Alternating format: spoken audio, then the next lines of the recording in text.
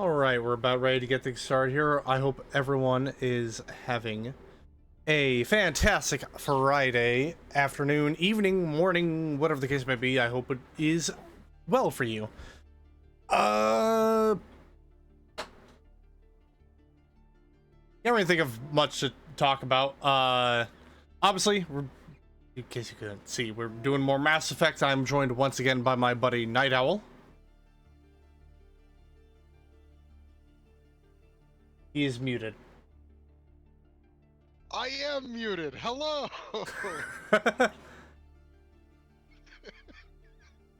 That was incredibly awkward. I mean, there's nothing but awkwardness when it comes to when it comes to the streams. Nothing but only awkward, no normal. It's okay. Maybe we'll have a return to normalcy at some point. It has yet to happen, though, I feel. We've been out of normalcy for years. Yeah, honestly, I think it started when you introduced me to D&D. It's kind of taken over my life. Yeah, it's funny. I get you introduced to D&D, and now all of a sudden I'm 3 years out from even doing a D&D campaign. Look, alright, all you gotta do is browse Roll20, look for some, like, mega cringy anime nonsense, and then, like, you know it's gonna be a good time. Hey, I mean, just ignore the weird shit that goes on, and there you go. Exactly. There do be a lot of weird shit on Roll20, if I'm honest. I don't know, I haven't really used it in a while. Yeah, honestly, it's not as good as it was when we were in high school, which, fuck, I feel old saying that. So like 4 years ago, I think COVID did a lot for, like, the golden era of Roll20. There were just so many, like, kooky people who made weird homebrew systems that just, like, don't exist in the kind of spades they used to anymore. Yeah.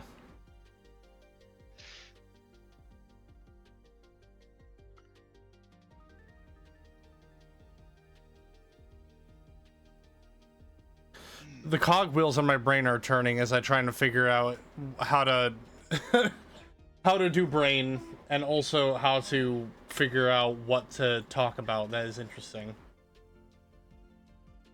I don't know what's new in gaming besides, like, Helldivers taking over the market, and I think Skull and Bones has one of the lowest, like, active player counts of a live service game on launch.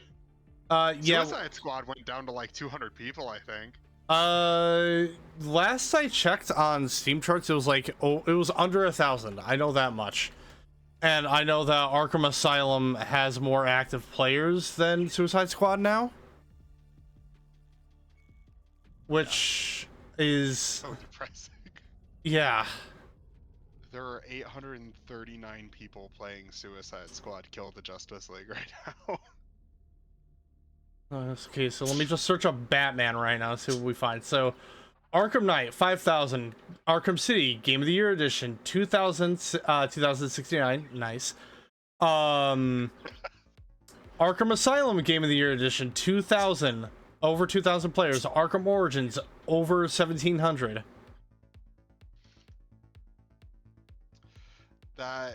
Wait, so is that literally every other Arkham game, I think? Yeah, that's every other Arkham game? That's every Arkham game. That's all 4 of them. That's so depressing, man. Dude, even Lego Batman, the video game, is rising. Is that over Suicide Squad? Because Lego Batman is at 458. But, like, imagine being surpassed by, like, all the Arkham games and fucking Lego Batman. Oh, hold on. Now I gotta see something here. Oh, what's that? Gotham Knights has more players. Oh my god. 900, that's it's such a low bar. 908 players granted, but it's still more than Suicide Still Squad. like 50 more people. Oh boy. Well, they found their core audience of 800 people that are willing to play the game, I guess. Dude, I see memes about the Gotham Knights now where it's that picture of Thanos. It's like Suicide Squad players going back to Gotham Knights. Perhaps I treated you too harshly. Honestly, like, it's one of those games that, like, I kind of wanted to be at least a little good. And then, like, I watched, shoot, I think it was Charlie play it. And just, I could not at all see myself having fun with it. Like, even with friends, it looked like it would just be like your one friend. mediocre time. Your one other friend, because the game only has co-op for 2 players. That I think was the big. Really? Yeah, it only serviced co-op for 2 players. That's why, and honest to God, I think that's why, like one of the big reasons why the game failed, because you have 4 characters, but only 2-player co-op. Really? Yeah. You can't have 4 players in the game that has like 4 people? Like, wasn't that the whole point? The gimmick. No, hold on. The gimmick of this says or up to 4 players in online co-op. Oh, did they must have updated it or something like that? Because I know initially it was only 2-player co-op. Is Suicide Squad? Yeah, it features a 4-player cooperative mode. Yeah, so it's 4-player co-op. Maybe at some point they said that, but that would've been so weird. Yeah. So the game released. With only 2-player online co-op. They didn't add in. Okay, so it's a standalone mode. You can't go through the storyline with 4 players. You have to go through Heroic Assault, which is the game mode that lets you play 4 players. You cannot go through the campaign with 4. You can only go through the campaign with 2. Oh, that's so weird. That's so bizarre. You'd think like the whole point would be that you play the game with like 4 people and like have fun with friends. Yeah. I don't know how you'd manage to get that messed up. I know like the idea is that eventually they'll have like, I don't know, 17 characters or something. I think they said they were releasing 1 new character each season.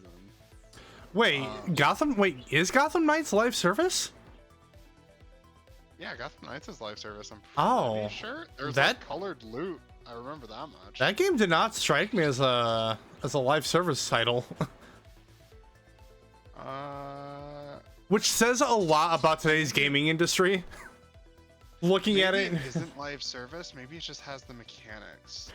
Like maybe they weren't planning on adding more stuff and like seasons to the game, but like there's colored loot and like you have to get certain loot to get your numbers up to do the harder content.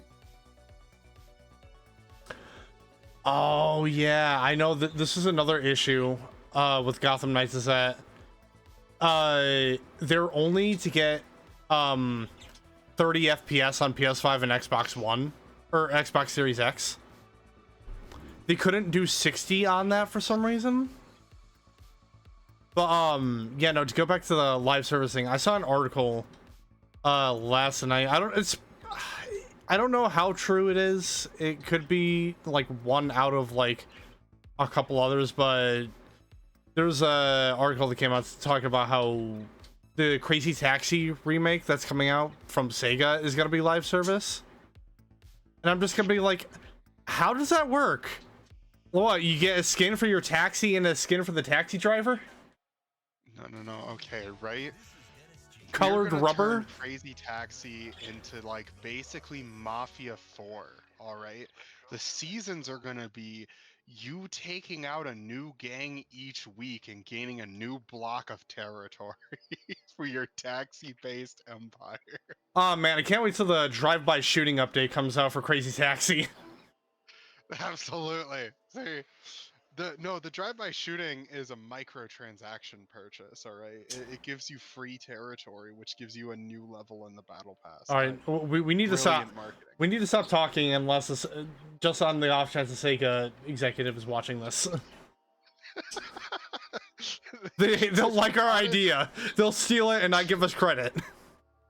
Honestly, Grand Theft Auto but Crazy Taxi Service was almost GTA 4. You started GTA 4 as a taxi driver. Not really. You could do like you did like one favor for Roman. And I think there was like an activity you could do when you called him. I can't remember. Maybe I just did a bunch of the side mission then. I remember doing a bunch of the taxi missions early on. I could have just been like hyper fixated on doing stupid crap as I usually do in GTA games, if I'm real. I mean, that's like 80% of Grand Theft Auto. Oh, absolutely. See, I was one of the people that didn't get annoyed every time Roman called them to go bowling because I wanted to beat Roman's ass in bowling. I just took all the calls because I wanted to get like the special ability that you can unlock for hanging out with them so much. Like how little Jacob basically gives you a mobile gun shop that gets you all these guns at discounted prices. Oh yeah, there was stuff like that. Cause yeah, you could call in favors and stuff. I haven't played GTA 4 in so long. And Roman, you could get basically a free cab service. Yeah, I feel like GTA 4 is like a weird side grade to GTA 5 in that sense. I feel like you didn't really get too much of that in GTA 5. Yeah, because like Beyond the NPCs didn't call you. Like I'll hardly remember a time when some of the NPCs even called you in GTA 5 to like hang out.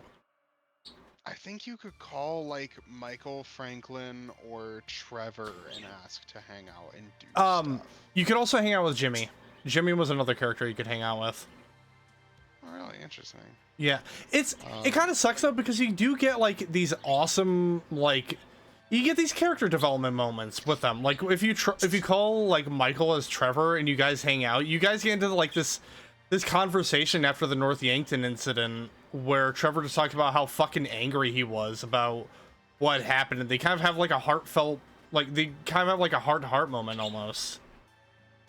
It's nice. Which is like the best parts of GTA 5. Mm-hmm. And unfortunately, we're not getting any more of that because they want to prioritize its shitty online mode rather than, you know, doing the 3 expansion DLCs that were initially planned for that game. Look. Yeah, GTA Online, honestly, it's kind of the worst thing to ever happen. I think it's worse because GTA 4 just like objectively had like a more fun online mode. Because you'd remember where all the weapon spawns were, which meant like you would start a new server with friends, and then like fucking Jerry would go run over to the RPG spawn immediately.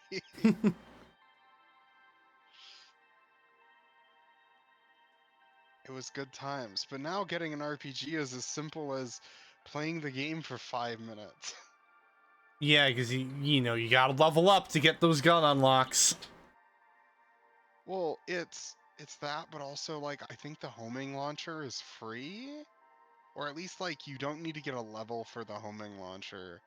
I don't know. It's been a while since I played GTA 5 online. I remember when the homing launcher came out, I got it instantaneously. I think I was only like level 50 or something. I only ever did private sessions whenever I played online because I obviously, as with a lot of multiplayer games, I don't trust randos to not do something shitty. Yeah, like 90% of GTA 5 online is just like griefing people or Griefing, like hackers. really edgy police RP. Hmm.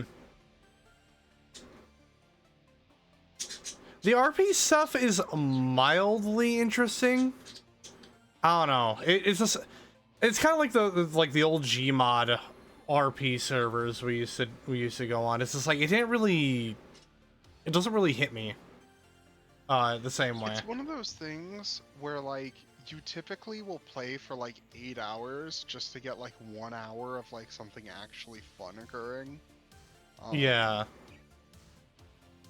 just because like people wanna set their stuff up, and then like, you know, most people are doing pretty mundane things, and it's not until like somebody decides to do some wacky shenanigans that like the cool stuff happens. And because like if you get too wacky with your shenanigans, then you get banned from the server because I don't know, there's rules against like RDM and stuff like that. What's the big hold on, I'm trying to look up what the biggest RP server is for GTA. The one that like basically everyone is on a wait list to even join. Oh, I have no idea. That seems way more trouble than it's worth. Nope, though. no pixel. That's what it is. Oh, okay. Interesting. There's a wait list for a video game server? To join this server, you must go through an application process as well as make a donation. Jesus Christ. What am I doing? Filing taxes?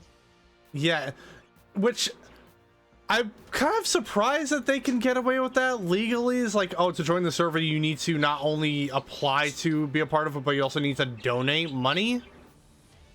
I mean, Gmod does that a lot. Yeah.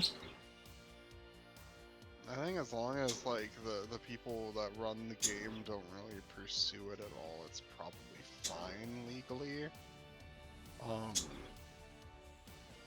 I don't know if it'd be one of those things that's like protected under what's the word I'm looking for?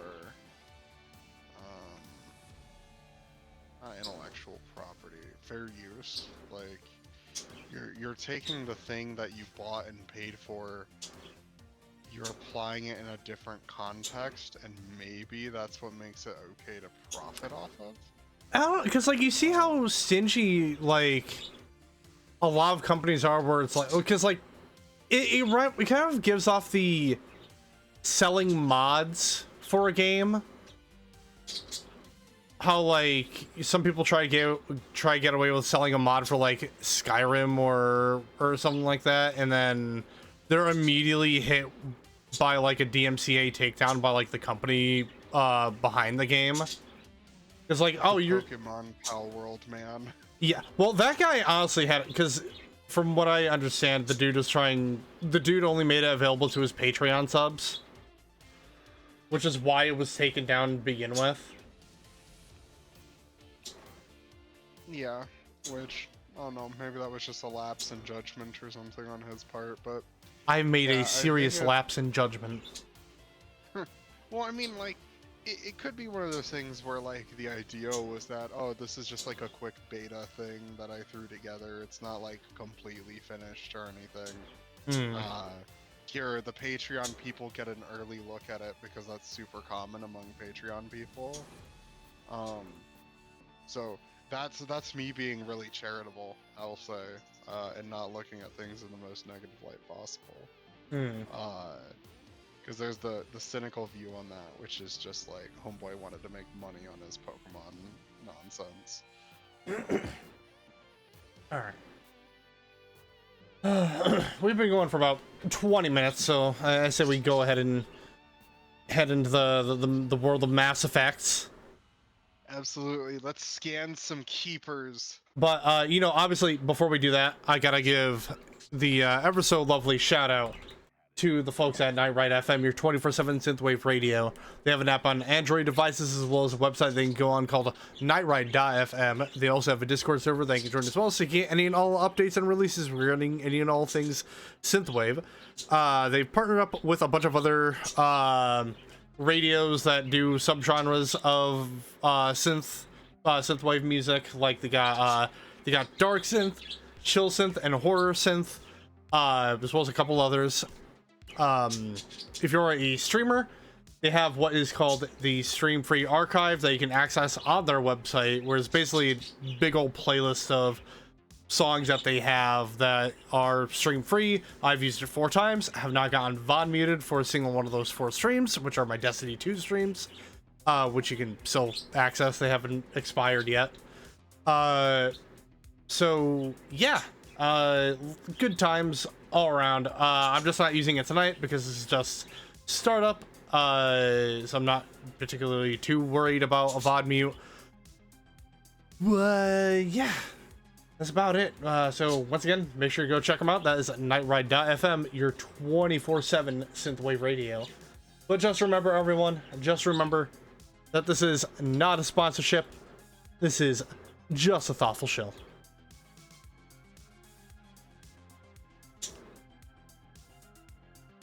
Oh, I love this artist name. It's Galacticop. Oh man, that's getting real close to Galacticraken. What is CSEC if not Galacticops? Oh, well, would they be Galacticops? I mean, CSEC specifically Citadel space, right? Like, you know, they're the Citadel people. They don't really do space. Be like saying Earth cops or space cops because they occasionally blow people up in low orbit. I was looking in, back at the VOD of the last part, which, firstly, I didn't realize I spelled Commander Shepard's name wrong. Oh, did you? Yeah, Oh, I spelled it with, like, the H, like, Shepard, the H after P. Like how it's sometimes normally spelled. Oh, yeah, Shepard's name is weird like that. It is what it is. It gets auto-corrected a lot, is something I'll say. But I was looking at the previous part where we're trying to get the basically the free speech license from the CSEC officer, and I accidentally pulled the gun on him. And yeah. And in my mind, I was like, fuck, you know what would have been a really great joke? If I just looked at the CSEC officer and went, hey, buddy, look, Acorn! I can't remember if you can dodge roll in Mass Effect 1. It might be But yeah, go view the nebula. No, go back, go view the nebula. I think it's a codex entry, to your right. am I right? Well, yep, behind you. Oh, okay. Right, there you go. I'm pretty sure that's codex entry. Ah, ooh. There's the Destiny Ascension. It's a big boy ship. I think it's the biggest one in Citadel space. It's like I think it has enough people on it to house like a minor city. I remember right from its lore entry. That's cool. Yeah. It's a Sari made, so it's the pretty blue. Oh my god! We're already at it again, boys. All right, so we're gonna be doing a couple things. Firstly, we're gonna go find Rex and speak to him, but Absolutely. we're also gonna be My doing. favoritist. Yeah, we're gonna do Zelton's complaint. Basically finish that off. Find some more keepers if we can. Yeah, the Asari consort. Hydra system. And strange transmission.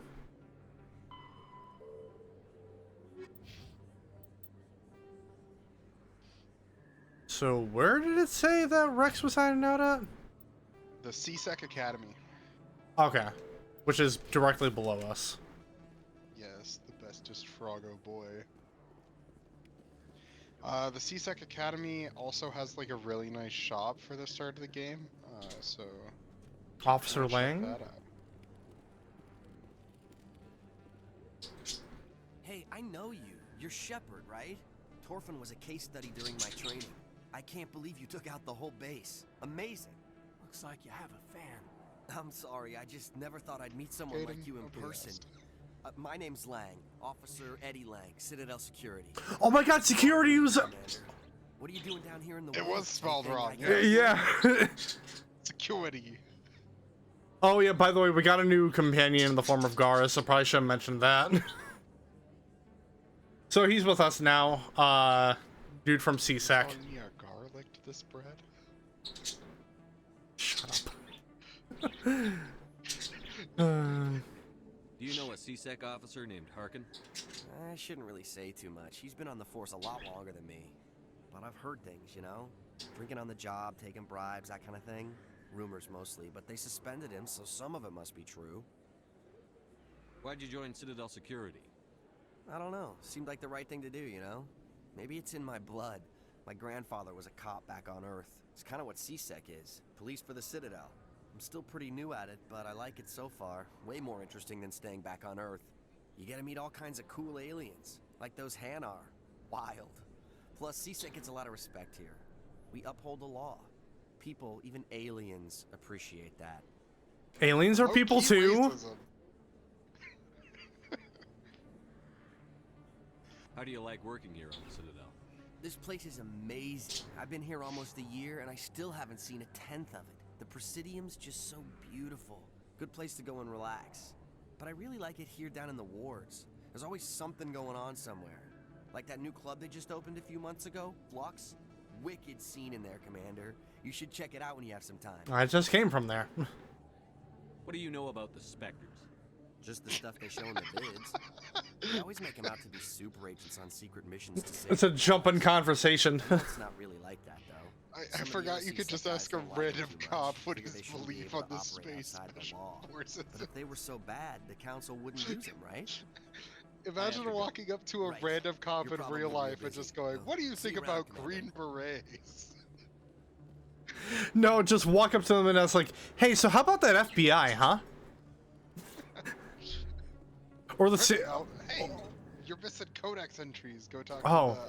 to the terminal there. Yeah, there you go. If you can examine something, there's usually a codex entry. Gotcha. Yeah, it's one of those games. God, you why- played Dragon Age, right? I played the first one like years ago. This looks like the laser hallway in Resident Evil. Like straight up I think looks. I think it is a scanning hallway, so like, it's more a thing in the second game than the first, but I'm pretty sure they like take your bio A signature Solarian or excavation something. team has run into an unexpected problem after unearthing a Prothean dig site. Hanar protesters have blockaded the dig site, claiming that artifacts of the Enkindlers, as the Hanar call them, should not be disturbed. The excavation team has appealed to Hanar representatives on the Citadel to reach a diplomatic solution.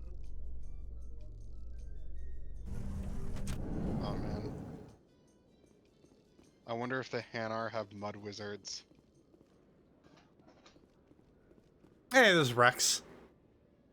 Look at him. Look at how Witnesses thick saw you those making thighs are. threats in Fist's bar. Stay away from him. I don't take orders from you. This is your only warning, Rex. You should warn Fist. I will kill him. You want me to arrest you? I want you to try. I already love this guy. He's so good. Go on. Get out of here. Do I know you, human? My name's Shepard. I'm going after Fist. Thought you might want to come along. Shepard. Commander Shepard. I've heard a lot about you. We're both warriors, Shepard. Out of respect, I'll give you fair warning. I'm going to kill Fist. We can kill him together, though. We'll have a better chance if we all work together. My people have a saying. Seek the enemy of your enemy, and you will find a friend. I like that saying. I think we're gonna get along just fine, Rex. Let's go. I hate to keep Fist waiting. All right, sorry, Caden. Yep. Oh wait. This is the point where I quite literally never used a human companion again. It's just the cool space aliens just exist. They're right there. Oh my god! I You also can just take them. didn't realize this, but the coloring is it's kind of basic. But like you have Garrus here, who's blue, CSEC officer, sign of order. And you have Rex here, colored in red, sign of chaos. He is very much a sign of chaos, I will say that. Rex has some of my favorite scenes in the entirety of Mass Effect. Especially in Mass Effect 2 and 3, when you become his best friend. Hell yeah! You can probably level him up if you want to check that out. Oh yep, no, that's not level up. That's a gun. You could probably level him up, whips out a pistol and shoots Rex in the goddamn face. Oh, it's like fucking Metal Gear Solid 5, how you can raise the morale of your troops just by punching them. Abso-fucking-lutely. See, honestly, if you tried to punch Rex, he would probably respect you more. Although I feel like throwing hands with the Krogan may not be the most, what's the word I'm looking for? The greatest way of extending your lifespan. Get shield boost. Yeah, I like fitness.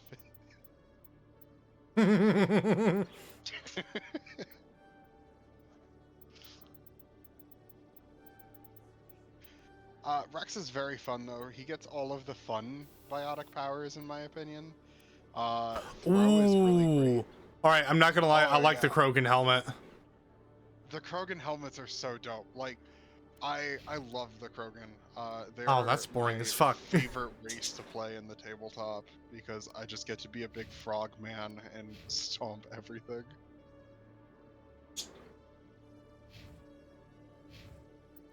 Now I gotta look at what his equipment is like. I think he starts off with the basic Lancer stuff. Hmm. Yeah. Pretty much everybody does, from what I remember. I don't think there's anybody that gets like better gear to start the game with. Which guns was I having Garrus prioritize? I think I had them. Maybe assault rifles, maybe snipers. I tend to make Garrus my sniper guy, just because, yeah, it's what he does in the second game. Oh, you know, that's fair. Oh, wait, but are the weapons I gave, Kaden and Ashley, are those still on them? They're still on them, yeah. You'd have to go back to the ship or go to the taxi service and like pull them in and then de-equip them. It's a process. It's not that. Oh, you didn't save your Rex points. Yeah, whoops. It's not that big of a deal, truthfully. Like you'll be fine.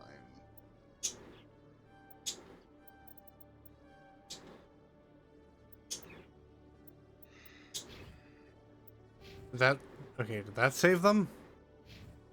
Okay, it did. Yeah, no, you're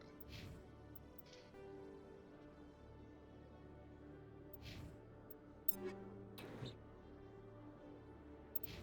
Well, because I'm mostly rocking shotgun and pistol, so if I have Garrus do the assault rifle.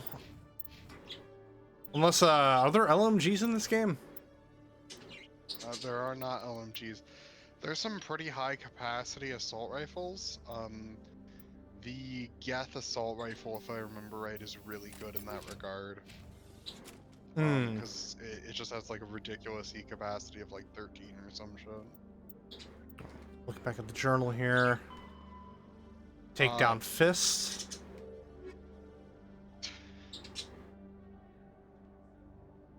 General Septimus agreed to stop spraying rumors of the Atari consort. He mentioned an Elcor named Zelton. Zelton was back in the embassies. Okay. I kind of wish you could track these. Yeah, this is very much like one of those older school RPGs where like... You gotta pay attention to every detail. In a couple of senses. There is a handful of objective markers on the map, but you still gotta kind of like look for the area they're in. Like, reminds me of actually, because I just beat the game, Vampire the Masquerade Bloodlines, how you have to read the quest to tell you, basically have the quest tell you where you need to go, because there is no compass, there is no map. Which thankfully the area, Morrowind. Which thankfully, you know, the areas, the four hubs in VTMB are nice and condensed, so you go through it a couple times, you recognize where every place is. And even then, there's actual there's bus stops on each of the hubs that have maps on them, so that you can read where you need to go. I feel like it really added In to remembrance of Eden Prime, we the sort of present another idea of profile like in courage with serviceman expanding your Irari Bhatia. territory. Like, whenever you'd A get to a devoted new wife and place, you would have talented no chef, fucking clue serviceman what's going Bhatia on. joined the Alliance But then, like, military under the by the Deferred end of Education Plan. when you're done with After an area, finishing her typically, service, like, you'd know Bhatia the planned layout to of the open a map, restaurant. you'd know the layout of the Instead, she gave her sewers, life you'd protecting have a the decent colonists idea of Eden like, Prime. oh, I can For get more blood here, profiles here, in and courage, here. or to explore Basically, opportunities in the whenever I military, want. please visit the Mhm. Alliance military on the extranet. Keyword It was interesting. courage. I think it was a good setup.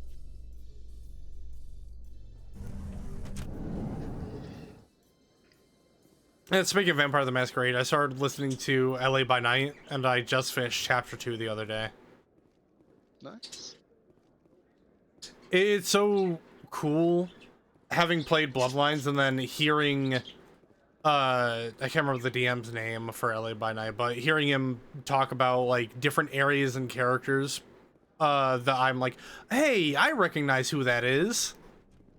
Mm-hmm. All right. Is this gonna lead me out to the embassies? Oh yeah, I want to head over That's to the Presidium. Yeah. Okay. The Presidium does bring you to the embassies. You're in the right path. I'm surprised that you're willing to kill your own, Rex. Aren't the Krogan just a few generations away from extinction? You don't get it.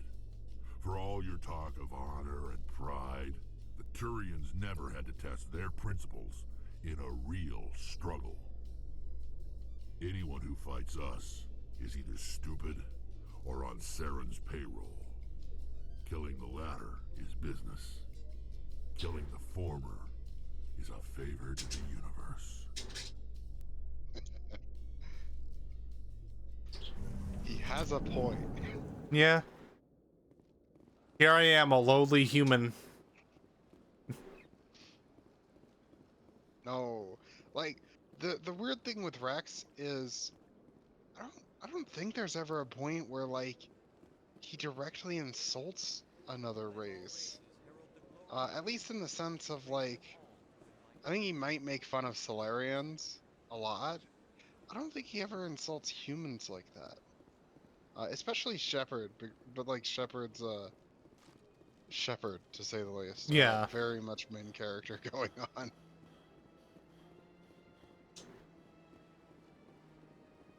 I do think he makes fun of Mordin though, but I think it's more because Mordin's a nerd.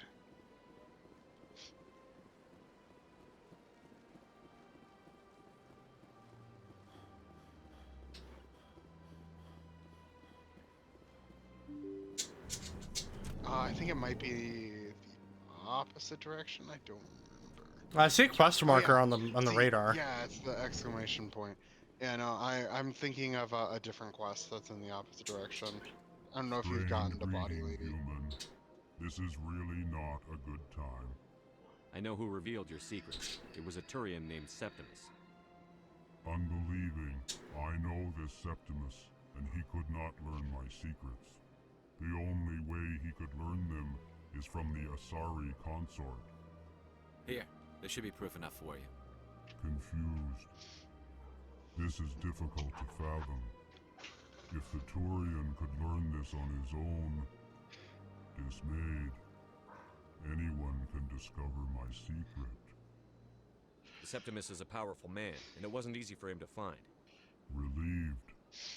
I suppose you are correct, human. Thank you for this information. Startled realization. I must speak with the consort. She will be most displeased with my actions. Anxious request. Please, human, if you will excuse me, I must go now. I must go. My people need me. I had the same thought. So long. Farewell, human. Thankful. So long, That was farewell. a great thing you did, Auf Commander. Wiedersehen, goodbye. Approving. You see, then, not all humans are as you say.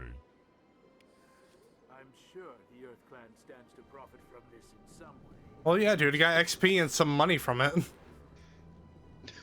Of course I profit from it. Look at all this free shit I got. All I had to do was tell an Elcor that he was just being a Jerk. All right. Now I gotta go speak to the sorry consort. Yeah, go talk to Mamacita. And you go over the bridge.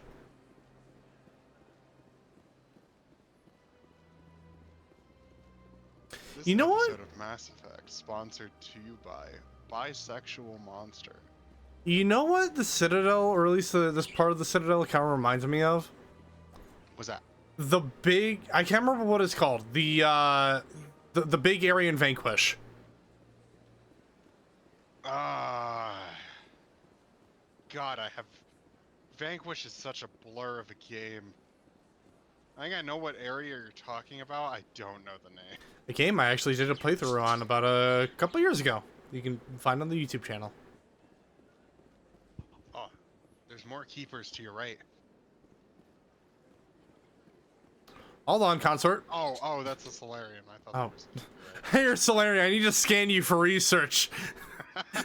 You just start waving your obby tool in his face. Later, Nolina. I just have free reign of the place now. Yeah, basically. Tell me to wait 3 months, head ass. Don't you know I'm the main character? You are, but Caden isn't. Oh my fucking god. You know what I just realized? Huh. Shakira's name is a reference to Shakira. Oh. Huh. I've played this game like 4 times and I've never realized that. Commander, I recently received a lovely note from Septimus. Thank you for speaking with him. Even the Alcor diplomat has withdrawn his campaign against me. It was my That's honor all to good. aid you. Oh man. You are too kind, Commander. But I would not expect you to help me out of the kindness of your heart. I also have one more thing to give you, if you are interested. Very. I'd be honored. I offer a gift of words, an affirmation of who you are and who you will become. I see you. Your uniform fits as though you were born wearing it. You are a soldier through and through, proud, solitary, alone. Those blue hips don't lie. Yeah, you damn right, Alpharat. They don't. Never hide your strength either. Hell yeah. By the way, how you doing, dude? I really haven't spoken to you in like basically the entire week. How are you doing? Who you are, but it is not who you will become. It only forms the basis for your future greatness. Remember these words when doubt descends, Commander. You have quite a gift, Jaira. Thank you. Not everyone appreciates it as you do. Never underestimate the power of words. Here, Commander. In light of your efforts with the Alcor ambassador, I would like you to have this small trinket. What is it? A small mystery. I have never learned its use or purpose, but I sense it is time for me to pass it on. And now I must ask you to leave. I have done everything I can for you. Remember my words, Commander Shepard. They will give you strength. Ah, fuck. What'd she say again? Oh, money. I think you also unlocked a new fetch quest. I think that's the start of the Asari writings or whatever. I can't remember what they're called. Wow. There's a lot of side fetch quests in this game that just give you kind of lore stuff. Is it... Maybe it's not from here. Maybe I'm thinking of a different thing. I forget what the trinket she gives you actually does, but I feel like it does something. Mass Effect is really fun. I'm enjoying my time with it. But yeah, I figured given that we're going through the entire trilogy and this is an RPG, I'm probably gonna go with my RPG rule of 4-hour-long streams just so we can get more out of it. Even though Mass Effect isn't a particularly long RPG, it's still an RPG. Mm-hmm. So.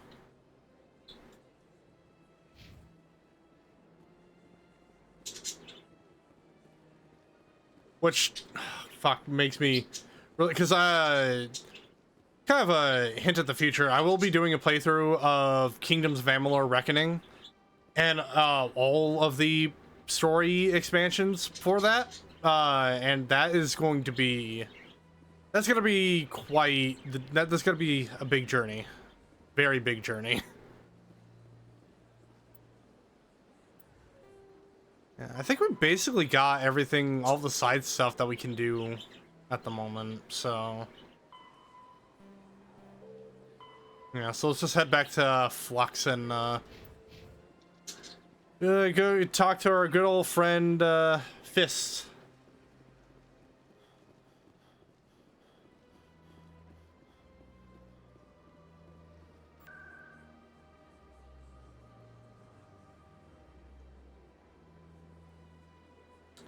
Oh wait, was Fist in Cores then? Yeah. Okay. Well, because they mentioned. Oh.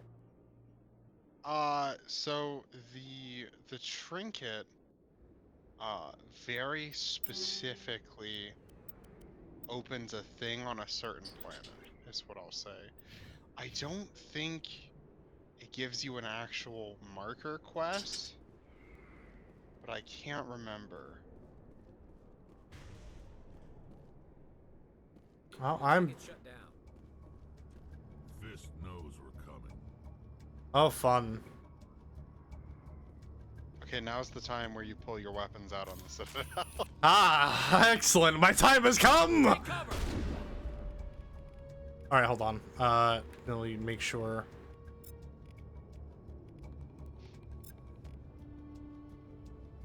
I need to remember like all of my abilities. Overuse nearby enemy weapons and burns them for minor damage. Barrier, shield boost, for kill.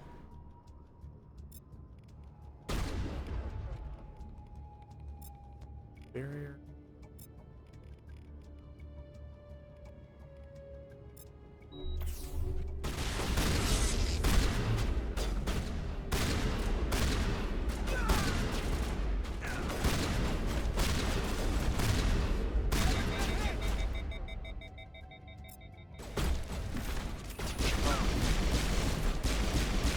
Oh shit! I didn't realize.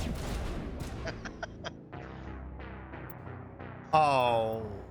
Okay, it did save. Awesome. Yeah, Mass Effect don't mess around. It is kind of a cover-based shooter. It gets worse in the second and third game. I think you can unlock Barrier, which is like the main kind of tank ability of the game series. It lets you take a bunch more damage. Hmm.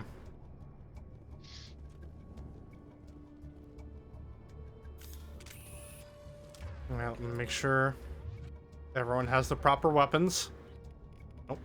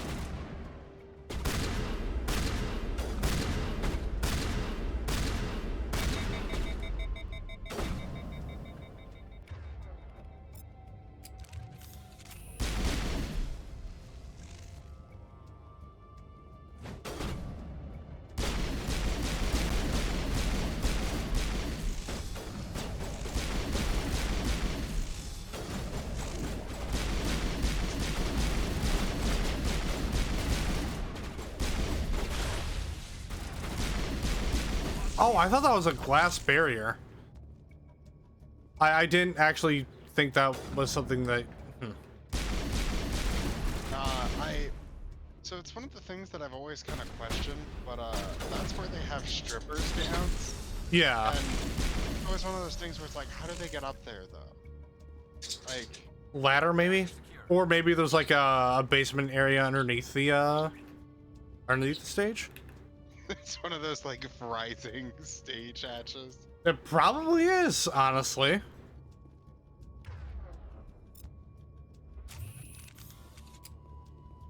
Don't shoot that thing next to you. What? Stop right there. Don't come any closer.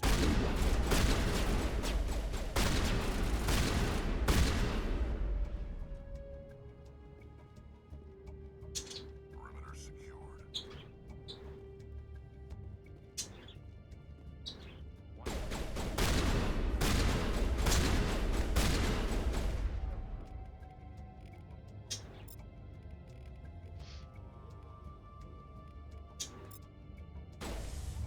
Oh, oops.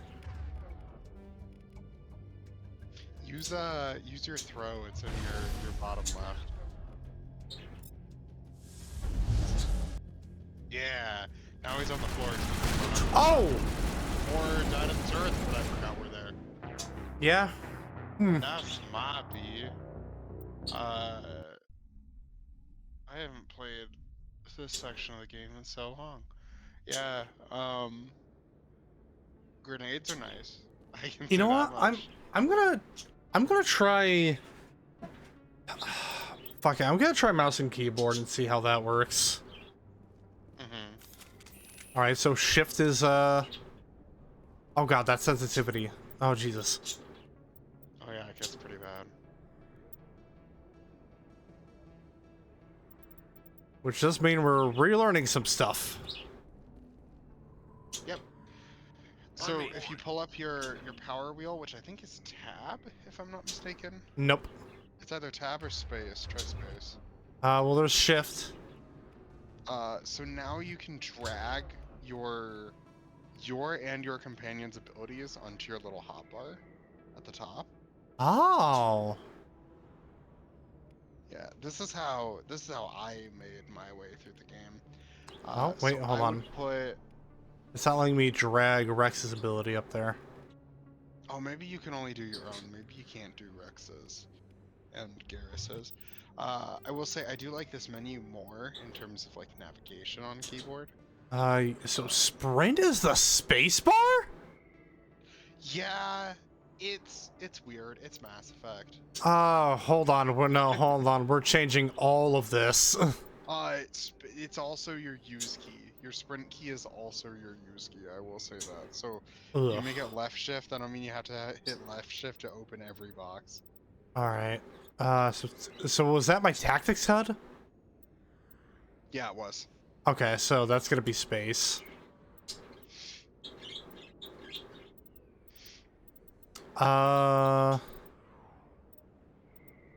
Air, change zoom level, jump jets, boosters, exit vehicle, leave world.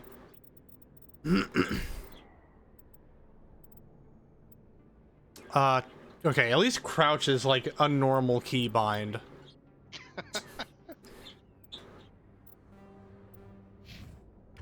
All right. There. Okay, you know what? That is much more natural.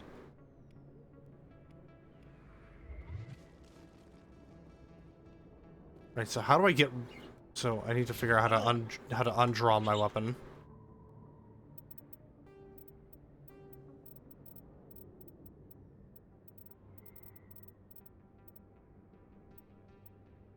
Order attack, order squad mate 2 to attack, order rally.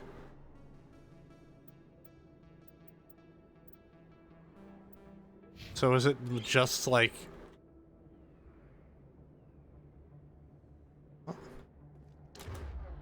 How? Alright, so it's the F keys for your different weapons.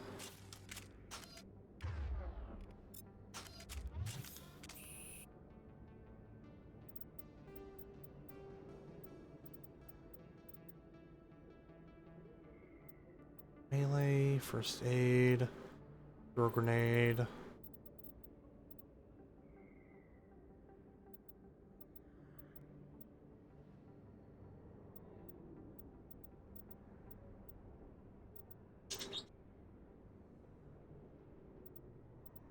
Right, so how would one put their weapon away? I assume it would just be...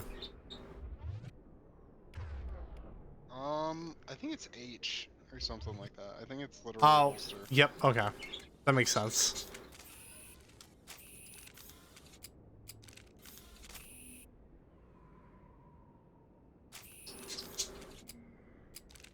Oh, okay. So each gun has its like own ability bar. Because when I pull out my pistol, that's when I get my overload. Or yeah. Yeah, I can't remember if Mass Effect 1 was smart and they made it so that the same skill binds to the same quick slot or not. I don't remember if that was something I was annoyed it didn't do, or if it was something I was pleased it did. Yeah, I just saw it. So on the top left, so that ability only really affects my pistol, and if I switch to my other weapon, it's hollowed out, but it has a pistol marker on it.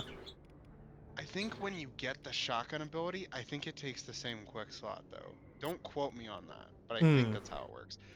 I would put like throw on 1, warp on 2, and then I would do adrenaline rush on 3, and then I would do my pistol slot on 4. That's just me though. So adrenaline rush, which is that guy you have bound on 3 right now, that automatically resets your cooldowns. So the ability as a vanguard is you throw one dude, you warp another guy, and then you hit 3, and you'll refresh your throw and warp, so you can do it all over again. Ah, It's okay. really broken. Oh. So It gives you a ton of crowd control. is that your quick slots, or are those mapped to like different keys? That's the quick slots. If you scroll down, you'll see the quick slots, and Okay. you'll see 1, 2, 3, 4. So if you want to change that to like, your mouse 3 or something, you can. Toggle quick slots. That's interesting.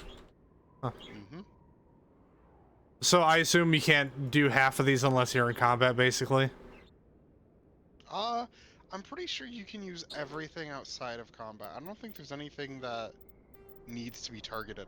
Like, if you press warp right now, you'll just throw a warp at the wall. Right? So try hitting 2. Yeah, I'm hitting 2. Nothing's happening. Maybe warp needs to be targeted. I remember certain things don't need to be targeted. I think like Garrus's disrupt. Maybe try your 1. Does that let you do it? Form up. On my way. Unfortunate. Well, but we'll figure it out as we go along. I'm gonna save it though, because I don't. Oh, never mind. Hold on. Yeah, you already walked into the Damn. area. All right. Yeah, so let's see here. Oh, wait. Okay, nope. My 1 key still isn't working for throw. Crack open pause. Is 1 maybe bound to something different? 1 is bound to quick slot 1. Yeah. I mean, as in like keep scrolling through and see if it's bound to something else as well. Maybe there's like a conflict somewhere in here. It would have warned me if it was conflicting with something though. That's very weird. Try opening up your like stop time little freeze menu when you pop out here. And then try clicking like either throw or warp. So that worked perfectly fine. We'll probably have to try to figure out how to work the quick slots then. Yeah, I don't know why they're not binding properly. I'm going into a Google search. Because I even checked my numpad to see if it was like somehow mapped to those.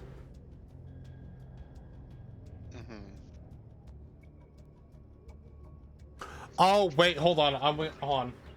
I'm gonna unplug the controller, see if that is actually causing anything. Is it the Helldivers thing? Is it the I'm gonna be. Nope. I'm trying to do warp and it's not working either. All right. So hold on.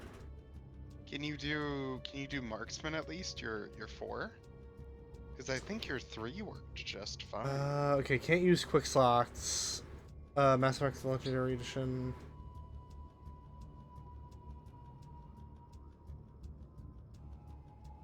Drag the parts from the bottom middle to your top left. The bar is the one you want.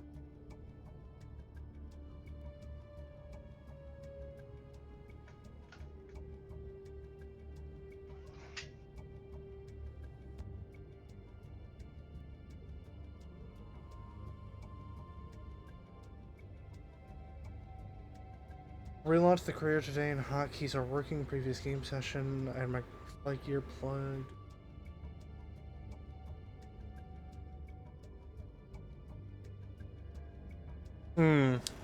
I'm gonna see if maybe reloading the game will work.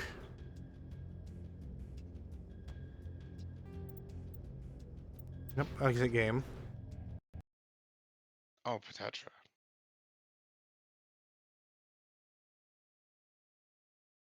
It's just very confused by the idea that like you've suddenly switched control schemes and it's having a mental breakdown. Probably.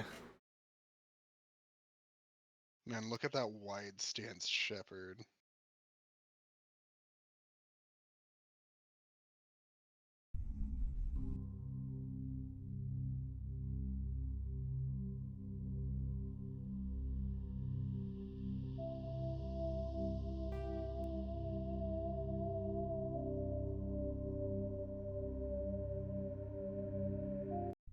Am I still streaming on the Discord or is it?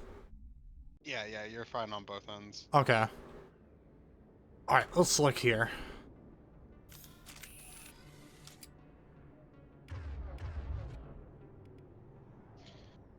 So throw, warp, adrenaline burst. There we go. Yep, I just had to reload the game. Perfection. Oh, quick save.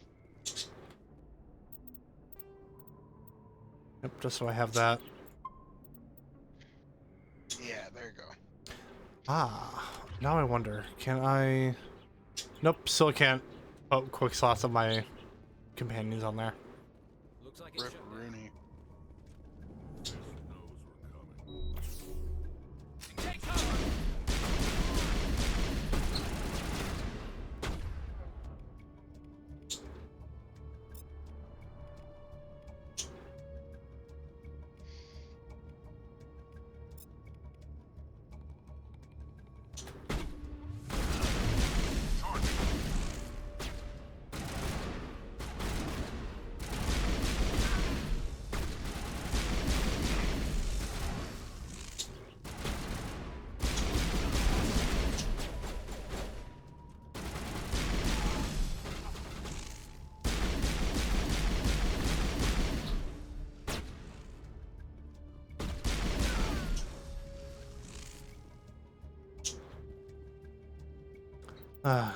I got remember what the keybind was for healing items. V. Okay.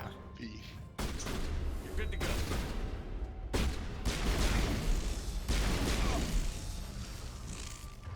I think if you walk through this door unarmed, I think you can talk to the dudes instead of just blasting. Let's see. I can't quite remember. Maybe they'll just start blasting.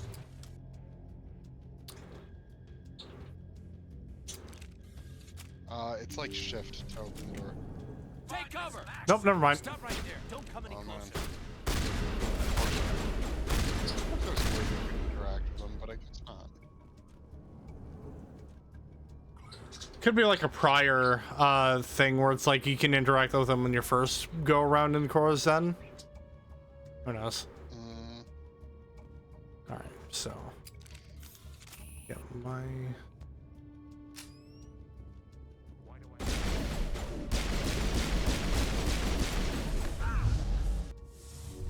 You're good to go.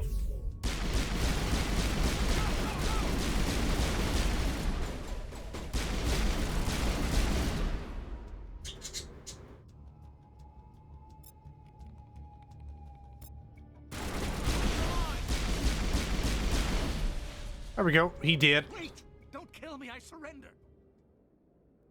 Tell me where the Quarian is, and I won't have to shoot you in the kneecaps. She's not here. I don't know where she is. That's the truth. I forgot how good some of the Renegade lines are. Let me kill him. Wait. I don't know where the Quarian is, but I know where you can find her. The The Quarian isn't here. Said you'd only deal with the Shadow Broker himself. Face to face? Impossible. Even I was hired through an agent. Nobody meets the Shadow Broker, ever. Even I don't know his true identity. But she didn't know that. I told her I'd set a meeting up. But when she shows up, it'll be Saren's men waiting for her.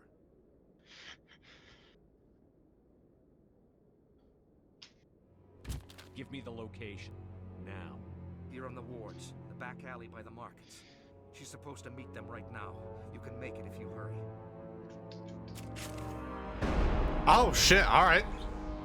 What are you doing? Yeah, see The what Shadow Broker paid me to kill him. I don't leave jobs half done. I fucking love Rex. Well, you know what? He deserved A it. lot of people died because of him. He had it coming. Now let's move. We have to save that Quarian. So, yeah, do you see what I mean when I say, like, when you're Renegade, you aren't inherently a bad dude, but you definitely don't handle things in the legal manner.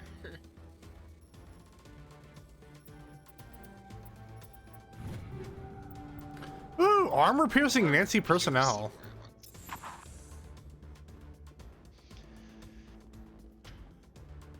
You do have to go. Oh go shit! jump Yep, the alley, yep, though. yep. We gotta book it. We gotta book it, he says as he opens a loot crate. Yeah, I mean, look. Hammer and Edge. Callie, I will say, if the character here dies, I think she's just gone through the rest of the series. Either that, or it might give you an instant fail state. Over.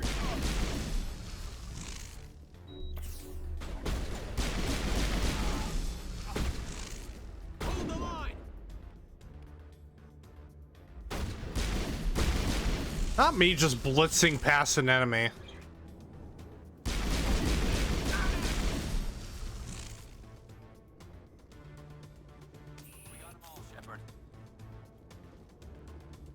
Look at that beautiful sprint.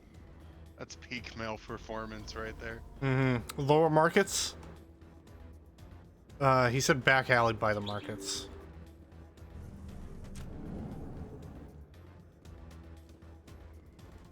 Yep, there we are. Did you bring it? Where's the Shadow Broker? Where's Fist? They'll be here. Where's the evidence? No way. The deal's off. This is a character I see people thirsting over all the time.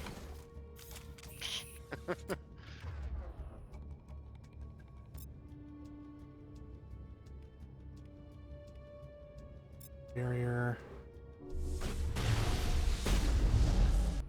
Shoot down. All that stuff. Oh.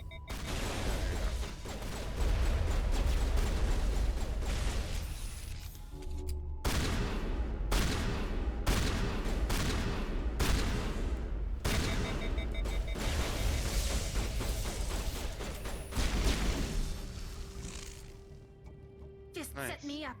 I knew I couldn't trust him. Were you hurt in the fight? I know how to look after myself. Not that I don't appreciate the help. Who are you?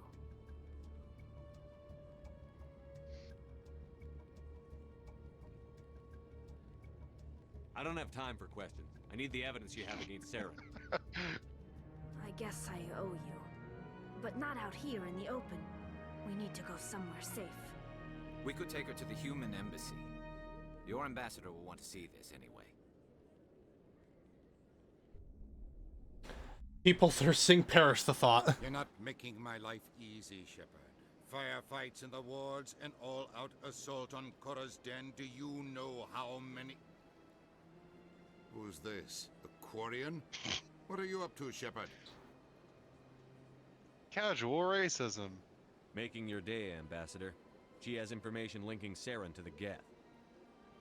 Really? Maybe you better start at the beginning, Miss... My name is Tali. Tali Zora Naraya. We don't see many Quarians here. Why did you leave the flotilla? I was on my pilgrimage. My rite of passage into adulthood. I've never heard of this before. It is a tradition among my people. When we reach maturity, we leave the ships of our parents and our people behind. Alone, we search the stars, only returning to the flotilla once we have discovered something of value. In this way, we prove ourselves worthy of adulthood. What kinds of things do you look for? It could be resources like food or fuel, or some type of useful technology, or even knowledge that will make life easier on the flotilla. Through our pilgrimage, we prove that we will contribute to the community, rather than being a burden on our limited resources. Tell us what you found. During my travels, I began hearing reports of Geth. Since they drove my people into exile, the Geth have never ventured beyond the Veil. I was curious. I tracked a patrol of Geth to an uncharted world. I waited for one to become separated from its unit. Then I disabled it and removed its memory core. I thought the Geth fried their memory cores when they died. Some kind of defense mechanism. How did you manage to preserve the memory core? My people created the Geth. If you're quick, careful, and lucky, small caches of data can sometimes be saved. Most of the core was wiped clean, but I salvaged something from its audio banks. Eden Prime was a major victory. The beacon has brought us one step closer to finding the conduit. That's Saren's voice. This proves he was involved in the attack. He said Eden Prime brought him one step closer to finding the conduit. Any idea what that means? The conduit must have something to do with the beacon. Maybe it's some kind of Prothean technology. Like a weapon. Wait, there's more. Saren wasn't working alone. Eden Prime was a major victory. The beacon has brought us one step closer to finding the conduit. And one step closer to the return of the Reapers. I don't recognize that other voice, the one talking about Reapers. I feel like I've heard that name before. According to the memory core, the Reapers were a hyper-advanced machine race that existed 50,000 years ago. The Reapers hunted the Protheans to total extinction, and then they vanished. At least, that's what the Geth believe. Sounds a little far-fetched. The vision on Eden Prime. I understand it now. I saw the Protheans being wiped out by the Reapers. The Geth revere the Reapers as gods, the pinnacle of non-organic life. And they believe Saren knows how to bring the Reapers back. The Council is just going to love this. This is a lot to handle. They might just ignore everything we tell them. No matter what they think about the rest of this, those audio files prove Saren's a traitor. No, it was doctored. Right. We need to present this to the Council right away. What about her? The Quarian? My name is Tali. You saw me in the alley, Commander. You know what I can do. Let me come with you. I thought you were on your pilgrimage. The pilgrimage proves we are willing to give of ourselves for the greater good. What does it say about me if I turn my back on this? Saren is a danger to the entire galaxy. My pilgrimage can wait. I'll take all the help I can get. Thanks. You won't regret this. Anderson and I will go ahead to get things ready with the Council. Take a few minutes to collect yourself, then meet us in the tower.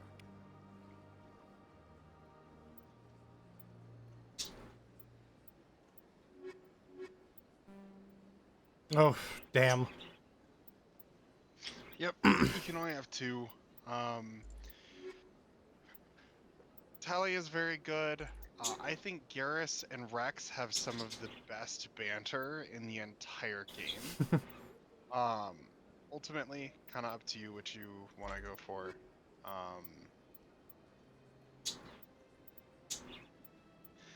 I don't think the squad mate decisions matter too much beyond having somebody with decryption and electronics so you can do the loot mini games. So ultimately, play around with it a bit, figure out who you like personality-wise, and just enjoy hanging out with, and stick to them. The Veil shit, we're going to Neomuna? I hope not. Alright.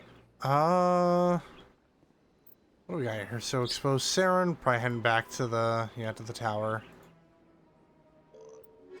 See if we got any new reporter named So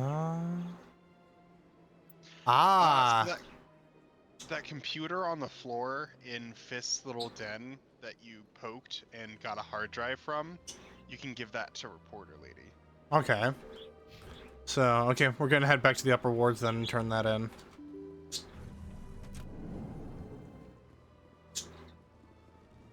Excuse me, Commander Shepard. Could you spare a moment of your time? Sure. Commander Shepard, my name is Samesh Bhatia. Forgive the intrusion, but I have nowhere else to turn. What do you need? My wife was a Marine. She was in the 212 on Eden Prime. I've requested that my wife's body be returned to me for cremation, but the military has refused my request. Why did they refuse your request? There's got to be some reason. I don't know. All I know is that they have declared it impossible for my wife to be returned to me. We'll look into it. The man in charge of my case is Mr. Bosco. When I last saw him, he was in the expensive bar over there. Thank you for your time. I just want to give my wife a proper funeral and the respect she deserves. Alright. I assume he's talking about over this way? Yeah. This is the quest I was talking about earlier when I was like, oh, I think it's in the opposite direction. Ah. Yeah, it's specifically this quest. My goodness, you're Commander Shepard. Your activities made for quite a briefing in the Diplomatic Corps. Is there something I can do to assist you? Yes. A man named Samesh Bhatia is having some trouble claiming his wife's body. Ah, Mr. Bhatia. A good man in an understandably frustrating position. I wish I could help him. Serviceman Nirali Bhatia died on Eden Prime, as Mr. Bhatia no doubt told you. Her wounds are inconsistent with any type of weapon damage we've seen before. That is why her body is being held. You're studying her injuries to learn more about Geth weaponry. The tests we're conducting may lead to better defenses against Geth attacks. Respectfully, Serviceman Bhatia may save more lives in death than she did in life. Ooh. How long do you think the research is going to take? This is a long-term study. I wouldn't expect the bodies to be released for a year or longer. You've got to have a lot of bodies. Can't you release one? Very few bodies had this new type of weapon damage, and very few were in good enough condition to study. Beyond that, Commander, we need as many bodies as we can to get a reasonable sample size. When will this research result in actual new technology? If we're lucky, we'll actually realize usable technology from this study in a few years. I can see why a lot of people would probably have like a moral quandary with this particular quest, because now it's like, do you let them keep the body in hopes of, you know, protecting all of humanity against the new weaponry, or do you like go, hey, the dude wants his wife back, give him back his wife? That's why I find it interesting. I think a lot of people tend to just like Renegade/Paragon option their way through it, which ends up the same result. But I do think that, like, in terms of decision making, this is one of the more interesting quests, because I don't remember if it's like a big reward, but I'm pretty sure something happens due to the fact that, like, you let them keep the body. I can't remember if it's a war asset in Mass Effect 3 or if it's like a mod or something at some point. But I do know something changes because of this. Ultimately, though, it is your decision. I will say I definitely have my preference, but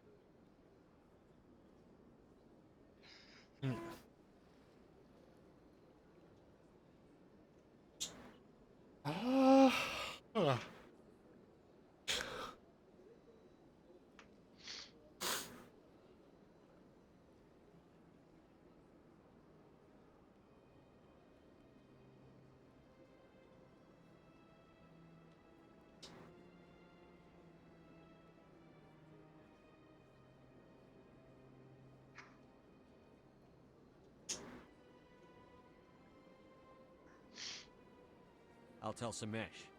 Next time you cut up a dead soldier, at least tell her husband the truth. That was just the reaction we were hoping to avoid, Commander. But if you think it will help, tell Mr. Bhatia the truth. Perhaps he will understand. Please let me know if you have any other questions.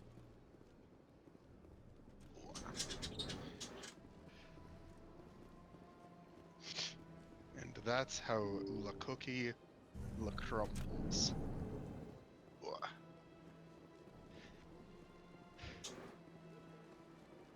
Hello, Commander. Has any progress been made with Mr. Bosker? Will he return my wife's body? Tell me again what you'd been told about your wife. As I said, I've been told nothing. I don't understand why they won't release her body to me. Where can I find this, Mr. Bosker? Oh, I already... He was in the expensive bar over there. They're running medical studies on Nurali. That's why they won't release the body. Tests? They're holding my wife's body for tests? My wife served the Alliance faithfully. She gave her life for humanity. And this is how they repay her. Okay, not what I was expecting to tell the dude, but okay.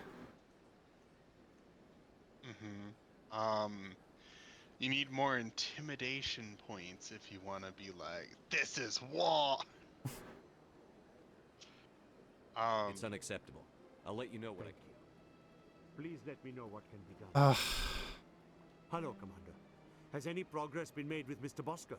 It's not as simple as I'd hoped. The military needs your wife's body for important tests. Yes, you told me as much. I don't care what the military wants for her. My wife finished her service when she gave her life on Eden Prime. It is time for her to come home.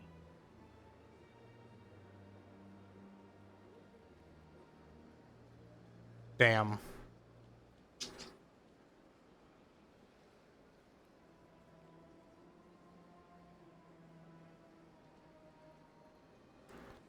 It's unacceptable. All right. Please let me know what can be done. Ultimately, if you want to save up for the option to convince him otherwise, you can wait till you get Intimidation 3. I know, but... Hello again, Commander. Can I help you? I'd like you to reconsider releasing Nurali Bhatia's body. I'm sorry, Commander. The needs of the living outweigh the needs of the dead. Studying Nurali Bhatia's body could save the lives of countless soldiers. I can't release her. Fuck it. You know who and what I am. If I want Nurali Bhatia, I can get her. Commander, I don't think threats are necessary. Even if the body were here on the Citadel, would you really risk going in shooting to get it?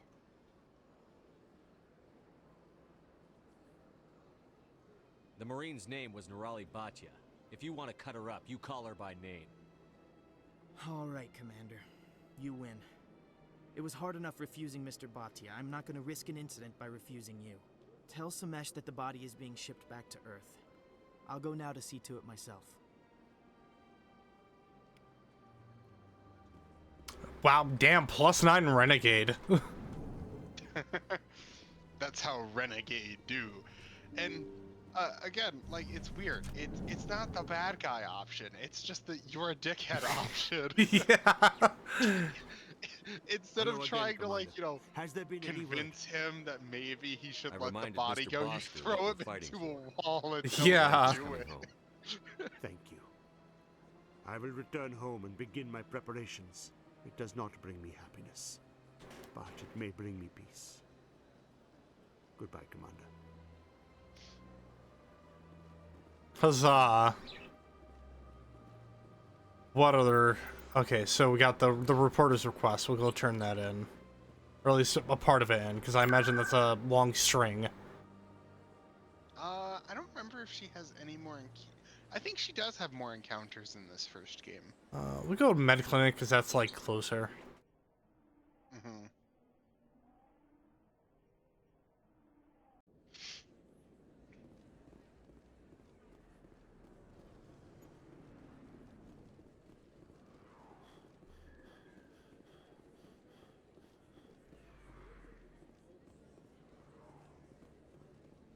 Emily Wong.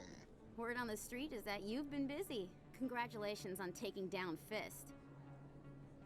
I was sure he was a big player in anything going on here. Did you find anything in his office that could help me? No. These OSDs might have the information you're looking for. You've got Fist files? This could be even bigger than I'd hoped. Here, Commander, for your trouble. Also, my pet frogman just executed him. People need to hear this story. I'm glad I could help. Thank you, Commander. I'll certainly let you know if I find out anything that helps you. Now, if you'll excuse me, I should go see what's on these discs. 4 terabytes in a file that just says homework.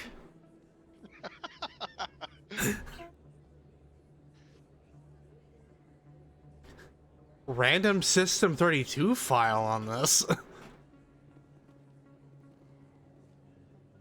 Alright. No.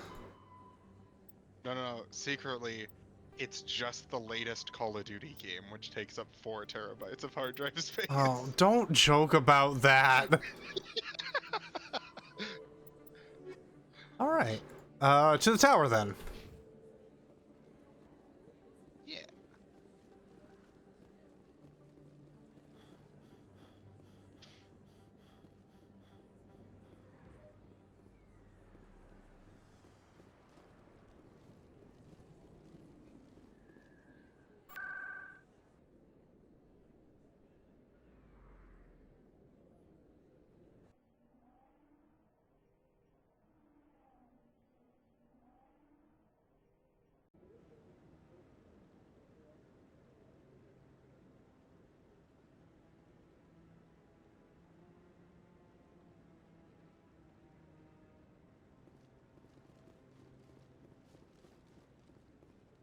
Mr. Anderson! Come on. Udine is presenting the Quarian's evidence to the Council. Eden Prime was a major victory. The beacon has brought us one step closer to finding the conduit. And one step closer to the return of the Reapers. You wanted proof? There it is. This evidence is irrefutable, Ambassador. Saren will be stripped. Oh wow, they actually accepted that quite easily. Efforts will be made to bring him in to answer for his crimes. I recognize the other voice, the one speaking with Saren. Matriarch Benezia. Who's she? Matriarchs are powerful Asari who have entered the final stage of their lives. Revered for their wisdom and experience, they serve as guides and mentors to my people. Matriarch Benezia is a powerful biotic, and she had many followers. She will make a formidable ally for Saren. I'm more interested in the Reapers. What do you know about them? Only what was extracted from the Geth's memory core.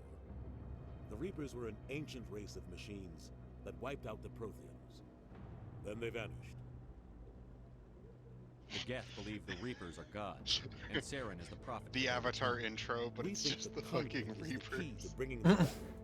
And then Saren's when they needed searching the for most, they That's why he vanished. attacked Eden Prime. Do we even know what this conduit is? Saren thinks it can bring back the Reapers. That's bad enough. Listen to what you're saying. Saren wants to bring back the machines that wiped out all life in the galaxy? Impossible. It has to be. Where did the Reapers go? Why did they vanish? How come we found no trace of their existence? If they were real, we'd have found something.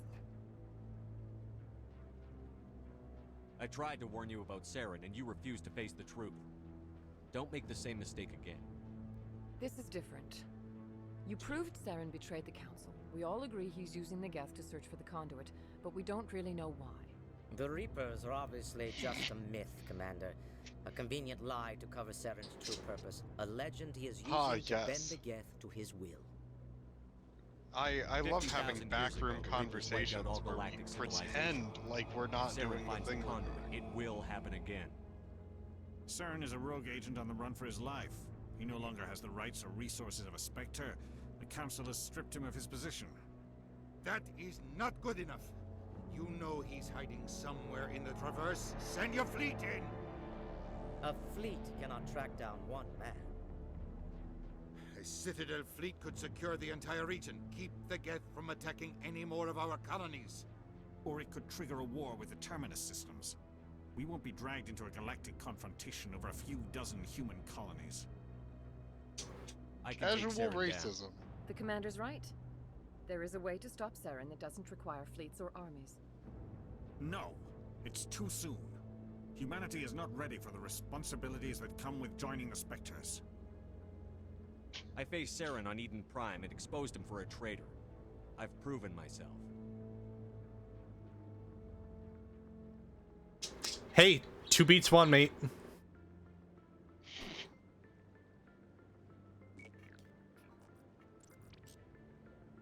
Commander Shepard, step forward.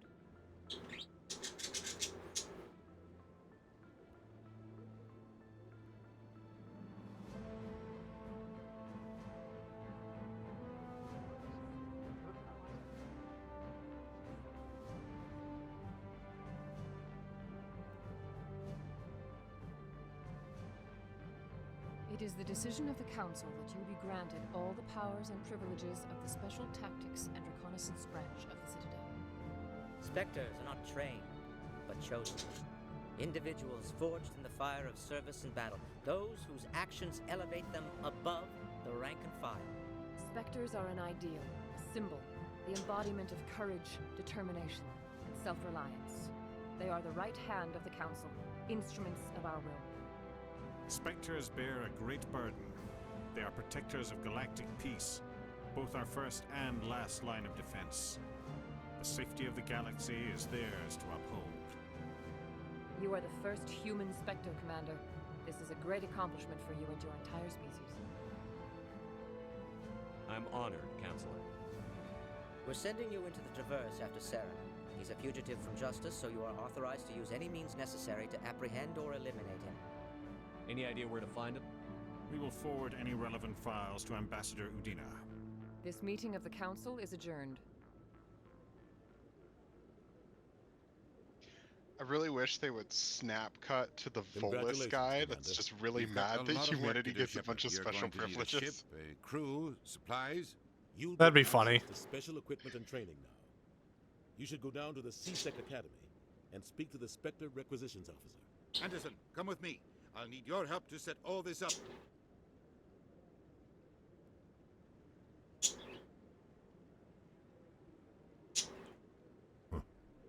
Bastard didn't even thank you. He's got a lot on his mind. Come on. Right behind you. Spectre training talent unlocked. Cool. That's really good. Look, Spectres sound cool and all, but I just want to shoot some mother effers. Nah, but see, okay, right? Hear me out. Being a Spectre gives you free reign over shooting all of the mother effers. Mm-hmm. You can basically indiscriminately murder people now. It'll be state sanctioned, too. You can give out free CIA awards for journalism if you really want to. Jeez.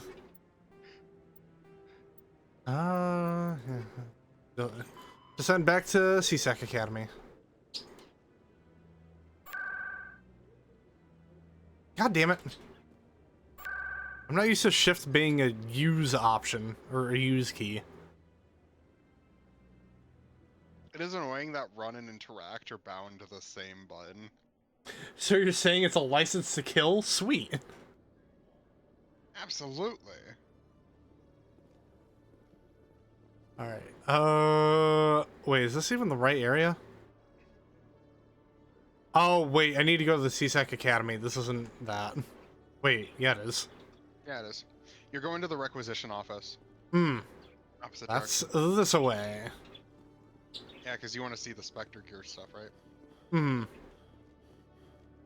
Yeah, I want to say the license is down there. One sec, looking you up.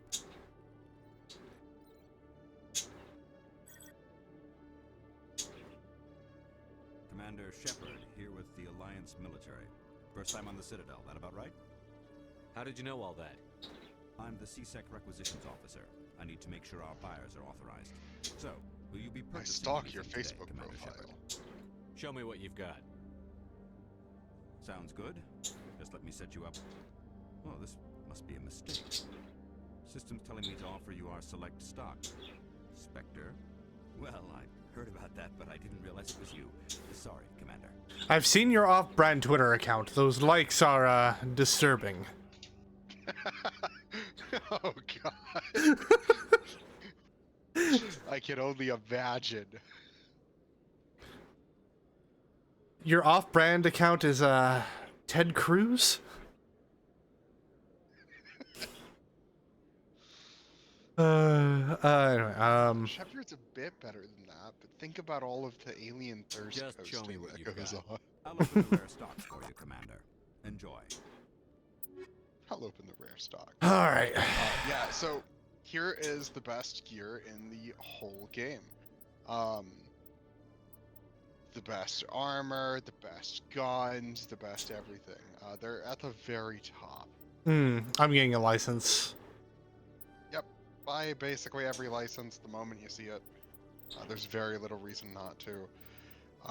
Ooh, Yeah, look at the price, but compare it. Compare it though.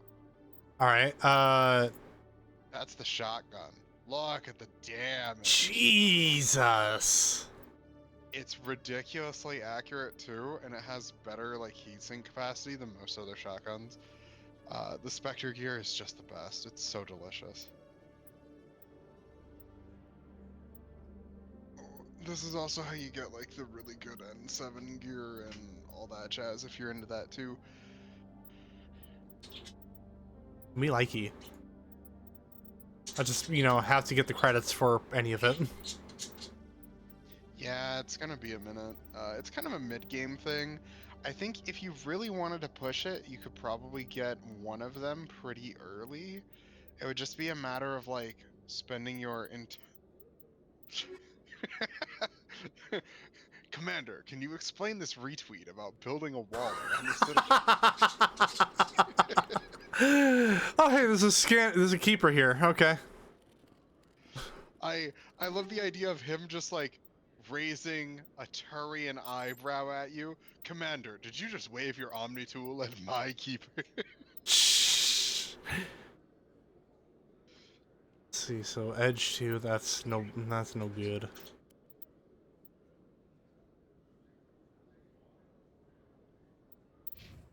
Doris.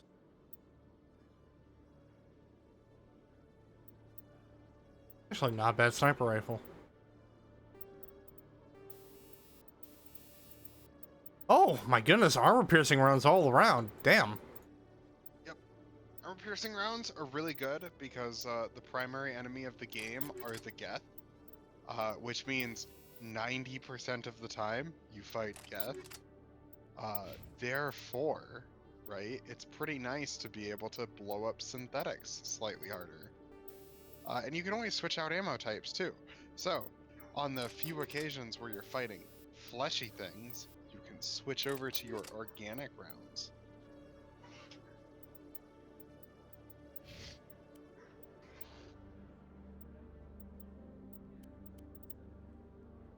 Or you can also do what I did as a kid, which is have a gun for every situation. So like, my sniper rifle was the synthetic buster. My assault rifle would be good for fleshy things. I think I had cryo rounds on my pistol, but I don't remember why. I mean, that's not a bad idea for any game that allows you to have like 4 different guns equipped at a time. Mm-hmm. I used to play soldier too, so I'd get all the gun skills and I'd like raise them and pew pew. That was my whole thing. All right, I'm just trying to look at what guns I should sell so that I can. So we're selling the Edge 2. Yeah, generally speaking, like basically everything.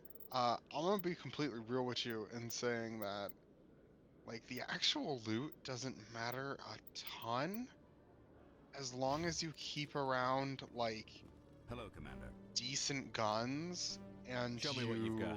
have I'll sort open of the like rare a stock for you, general Commander. concept Enjoy. of where you want to go. I kind of pointed it out earlier, but Doing 10 more damage on your assault rifle that does 120 damage doesn't make that big of a difference.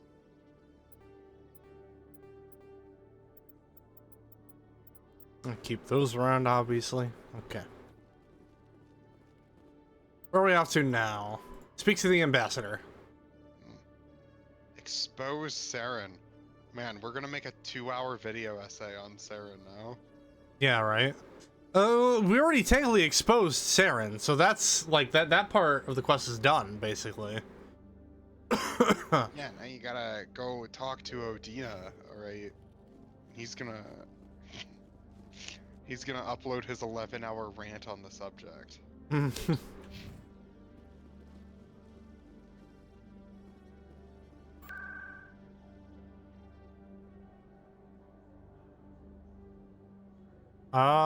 Wait, is this in the wards or Embassy's Presidium. Okay. You're trying to go directly to Odina.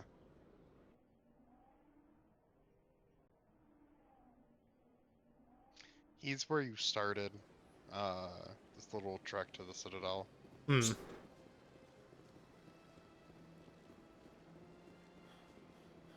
Actually, since you mentioned it, I'm gonna look at the one upsetty ambassador alien.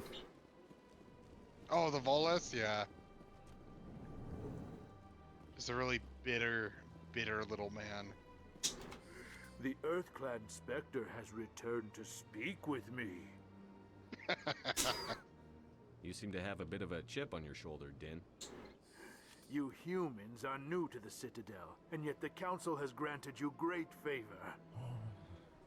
Chastising rebuke, Din. Your species has always been granted many concessions. Volus territory has expanded tenfold since coming to the Citadel. Details. We still have no real say in the decisions that affect Citadel space.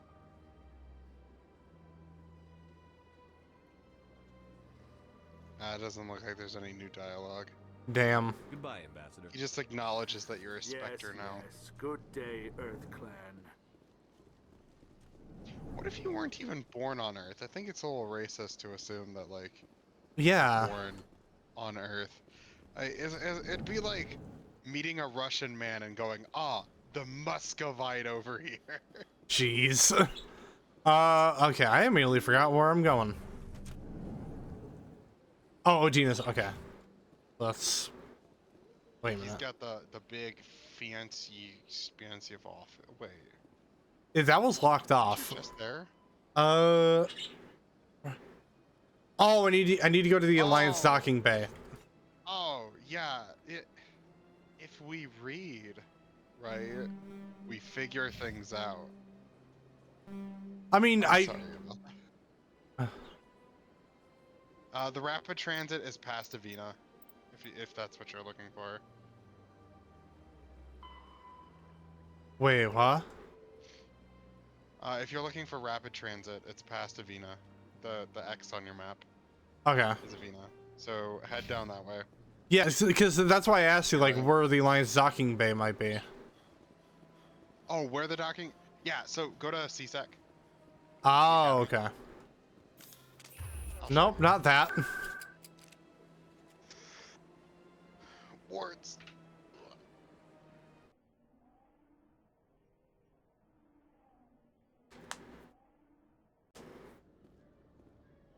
All right, and you're gonna go into one of those big elevators. Hover. That's the Presidium. That's lower docking wards, bay. Docking bay. So the one right in front of you. Yep, In other docking news, bay. There we Exogeny go. Corp is still denying reports that one of their survey teams has gone missing in the Hades Gamma Cluster. When asked why communication with the survey team was suddenly cut off last week, company officials refused to comment. Fucking Pinkertons.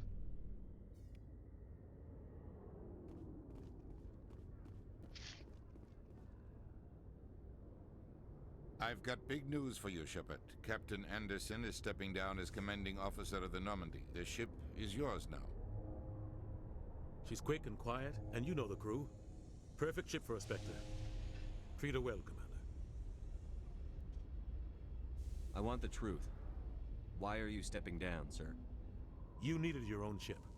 A Spectre can't answer to anyone but the Council. And it's time for me to step down. Come clean with me, Captain. You owe me that much. I was in your shoes 20 years ago, Shepard. They were considering me for the Spectres. What happened? I failed. I couldn't make the cut. It's not something I'm proud of. Ask me later and I'll tell you the whole story. For now, all you need to know is, I was sent on a mission with Saren, and he made sure the Council rejected me. I had my shot.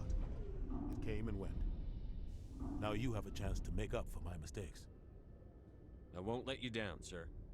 Saren's gone. Don't even try to find him. But we know what he's after. The conduit. He's got his Geth scouring the Traverse looking for clues. We had reports of Geth in the Pharaoh system shortly before our colony there dropped out of contact, and there have been sightings around Noveria. Find out what Saren was after on Pharos and Noveria. Maybe you can figure out where the conduit is before he does. The Reapers are the real threat. I'm with the Council on this one, Shepard. I'm not sure they even exist. But if they do exist, You know, this is why the nobody conduit's likes the you. key to bringing them back.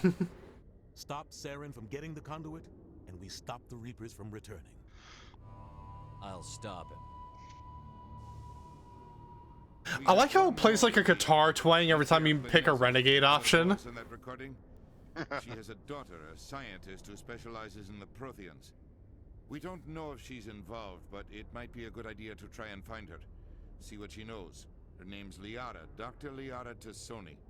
We have reports she was exploring an archaeological dig on one of the uncharted worlds in the Artemis Tau cluster.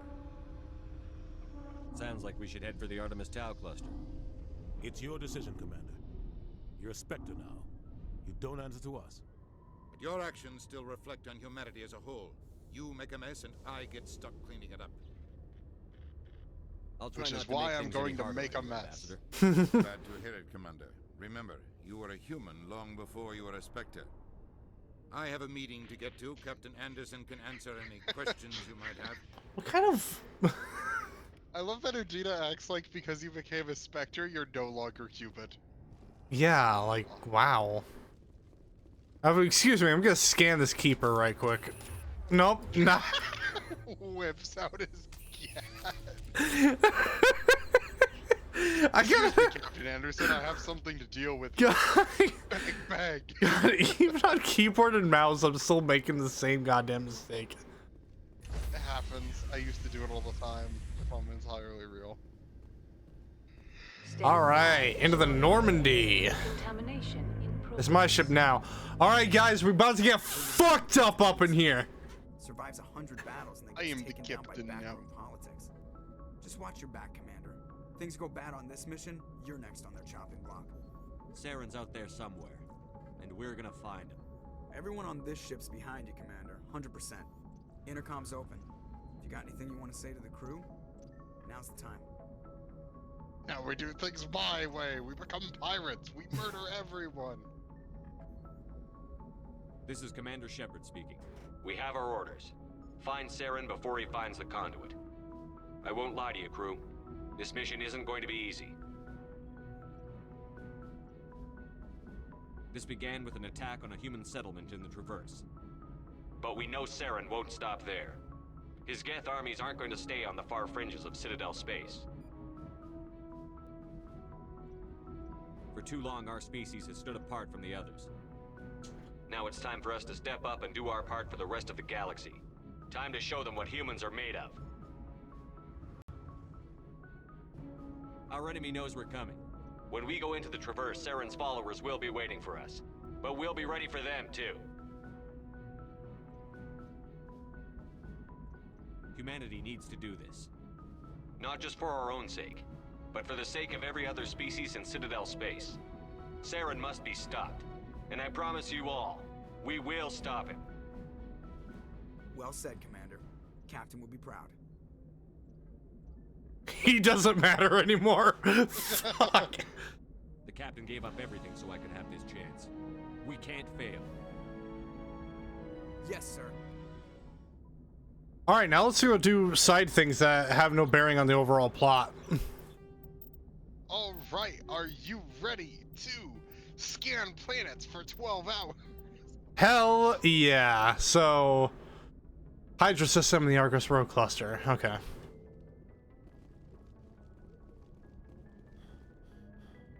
Let's see if anyone has anything interesting to talk about.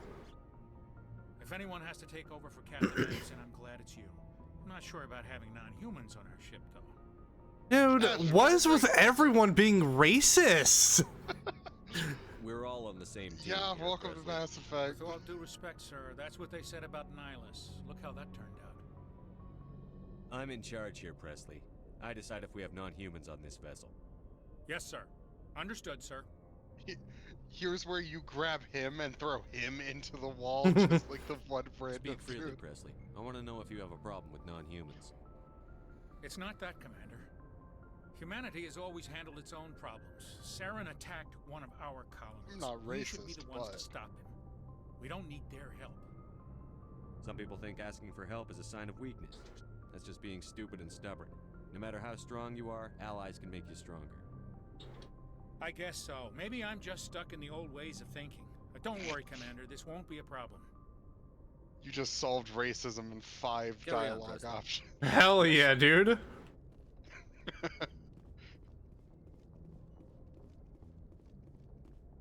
Commander Shepard single-handedly ended racism. Honestly, with the number of aliens you can bang in this series.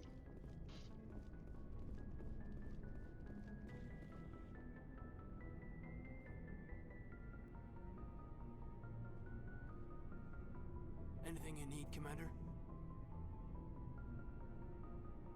We'll talk another time, Lieutenant. Commander?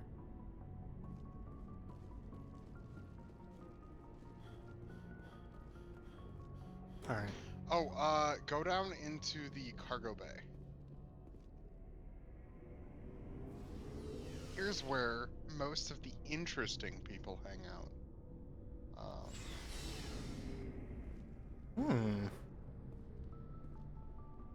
Thanks for bringing me on board, Commander. I knew working with a Spectre would be better than life at CSEC. Have you worked with a Spectre before? Well, no, but I know what they're like. Spectres make their own rules. You're free to handle things your way. At CSEC, you're buried by rules. The damn bureaucrats are always on your back. Being a Spectre does have its advantages. Exactly my point. If I'm trying to take down a suspect, it shouldn't matter how I do it, as long as I do it. But CSEC wants it done their way. Protocol and procedure come first. That's why I left. So you I would just like quit to because remind didn't you, like the way they do things? Garrus is the guy that got really mad when Rex just capped a random man. Got saddled with more red tape. CSEC's handling of Saren was typical. I just couldn't take it anymore. I hate leaving. You'll get over it. You did the right thing. Life's too short to sit around waiting for things to happen. Yeah, you're probably right. Either Oh. way, I plan to make the most of this. And without CSEC So- headquarters looking over my shoulder, well, maybe I can get the job done my way for a change. As long as you do Something your I should job mention well, about you're free to go Garrus about that's your really business as you see interesting, fit. and Thank you, Commander. Alright. I really love this about Garrus as a character. You can influence him really strongly throughout the entire series in this first game. That little dialogue right there is kind of the start of it. The more you tell Garrus to basically go rogue, do whatever the hell he wants, he'll start to take on that personality more. Whereas if you go like, no, there's a way we should do things, you know, you shouldn't risk civilians, like you should be a good guy. He'll start to adapt that more. And it changes how he acts in Mass Effect 2 and kind of Mass Effect 3, but mostly Mass Effect 2. It is incredibly interesting, and it's one of those things that you have to play like twice to really see. That's cool. Yeah, it's super dope. Garrus is the best friend. Here is Rex, who is, I think, the sexiest man alive, if I'm real Nice with you. ship you've got, Shepard. What can I do for you? What's your story, Rex? There's no story. Go ask the Quarry if you want stories. Don't be Me making a D&D character. You Krogan live for centuries. Don't tell me you haven't had a few interesting adventures. Well, there was this one time the Turians almost wiped out our entire race. Oh. That was fun. I heard about that. You know, they almost did the same to us. It's not the same. Of course it is. You really just pulled a, my people were enslaved too. It seems pretty much the same to me. So your people were infected with a genetic mutation? An infection that makes only a few in 1,000 children survive birth? And I suppose it's destroying your entire species? I suppose it is not. I don't expect you to understand, but don't compare humanity's fate with the Krogan. Sorry, Rex. I wasn't trying to get you upset. Your ignorance doesn't upset me, Shepard. As for the Krogan, I gave up on them long ago. The genophage infected us, but it's not what's killing us. What can you tell me about the genophage? Ask the Solarians if you want details. They made it. All I know, it makes breeding nearly impossible. Thousands die in stillbirth, and most never get that far. Every Krogan is infected, every one, and no one's rushing to find a cure. Why don't the Krogan try to find a cure? When was the last time you saw a Krogan scientist? You ask a Krogan, would he rather find a cure for the genophage or fight for credits? He'll choose fighting every time. It's just who we are, Shepard. I can't change that. Nobody can. Man, that's depressing as fuck. Yeah, so to explain, because this is something you gotta kind of read into on Codex logs. Basically, what happened is the Solarians basically took the Krogan off of their own little homeworld of Tuchanka, threw them at a bunch of giant warrior insects in order to murder them, and in doing so witnessed some of the most brutally efficient killing machines in the entire galaxy effectively wipe out an insect hive mind overnight. To which the Solarians proceeded to piss themselves because holy shit, what if these people start propagating, spreading across the galaxy and wipe us all out? So they just made it to where they can't like breed to the extent that they usually do. Using genetic modification. Damn. Yeah, for real. On one hand, I kind of get it. On the other hand, genocide is great. Not so really. Long, Rex. Shepard. Oh, go talk to Rex real quick. Go talk to Rex. Do the loop. Shepard. No. Just hit goodbye. Really well. Oh man. We're sure not getting any stronger. We're too spread out. None of us are interested in staying in our own system. Lots of species have left their homes and prospered. But they go to colonize new worlds. We're not settlers. We're warriors. We want to fight. So we leave. Hire ourselves out. And most of us never go back. What can you tell me about the genophage? Ask. All I know, every Krogan is infected. Every one. And no one's rushing. Why don't the Krogan try to find a cure? When would you ask a... It's just who we are, Shepard. I can't change that. Nobody can. Alright. So, if you do IC... So long, Rex. Shepard. Talk to him. Shepard. Back out. So say goodbye. Rex. You can just talk to him and infinitely say Shepard, Rex, Shepard, Rex. Commander? What's your opinion on the last mission? Kinda wish you'd got there sooner, Commander. No offense. I appreciate the rescue. I just wish... We came as soon as we got the distress call, even with the fastest ship in the fleet. You did the best you could, Commander. It's my fault. If I had been more alert, we wouldn't have been cut down by an ambush. The Geth are perfect ambushers. They don't move, they don't make noise, they don't even breathe. Sir, they have flashlight heads. I'll make sure... I forgot how fucking funny that line is. Sir, they have fucking flashlight heads. Oh, Jesus. It's so good. Looking for supplies? Let's see what you've got. You bet, Commander. Alright, let's see what I could... Oh. It haunts you for the entire game. Mm-hmm.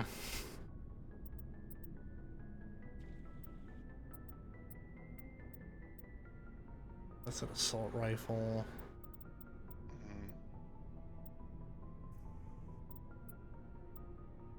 Ooh. A shotgun's actually quite nice. Oh, absolutely. You have enough money to buy it. Yeah, I might just go ahead and get that then. I like the scimitar. It's pretty good. Yeah, fuck it.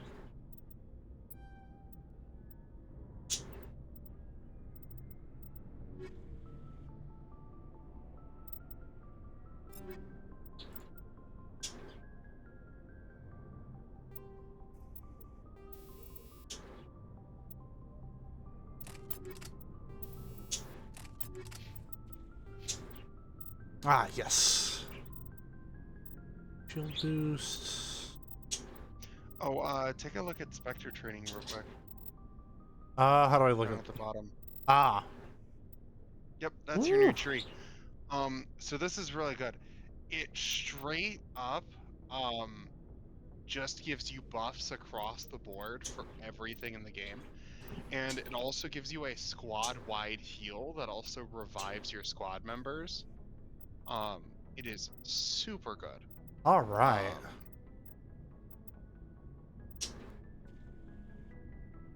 That could be useful. I would recommend maxing out either Intimidate or Charm, depending on like your personality. It's always very nice to get the increased intimidation. It lets you do better options. Yeah. Well, firstly, I'm gonna unlock shotguns. Yeah, get them shotguns. Then I'm probably gonna go ahead and get up to Unity, just so because that's just a really great ability to get. And then I'll put some points into Intimidate.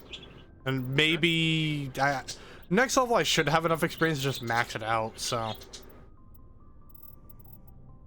yeah.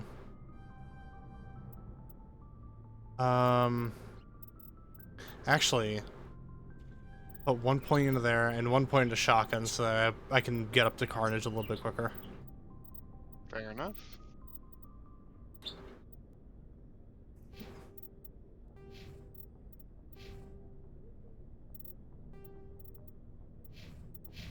All right, cool.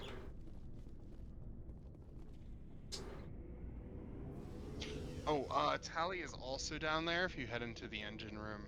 Oh, yeah, shit. I'm talking to everybody now, but that's just a tip for later. Pretty much everybody is down in the little vehicle bay. After every major mission, they'll have new dialogue. Mm-hmm. So it's always worth checking in after you do a big mission. Side missions, sometimes they'll have dialogue, especially if they were involved in that side mission. So like sometimes they'll give you little companion quests to go do.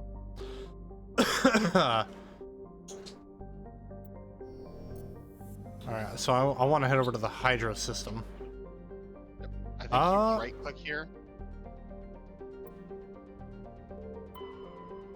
I remember there is a way to zoom out. It's either escape or right click or something. Yep, there we go. And you do it again. Now you're on the galaxy map. So Argus I would Row. recommend you can go to Row. I would recommend doing Liara's dig site because that's your last companion. Okay. But it's up to you ultimately if you want to do a little bit of exploring. I typically rush getting Liara, but that's just how I play the game. I said we can go do Liara and then hit up the Argus Row system to get the side quest done. And then there's like another system we need to go to. For like a future thing. Yeah, so. There's also that asteroid, which is one of the DLC missions. So Artemis Tau. What planet did it say we need to go to? I think if you click into the system, it shows you. Nope, it just says travels to another system. I guess just teleport to one of them. I'm just gonna.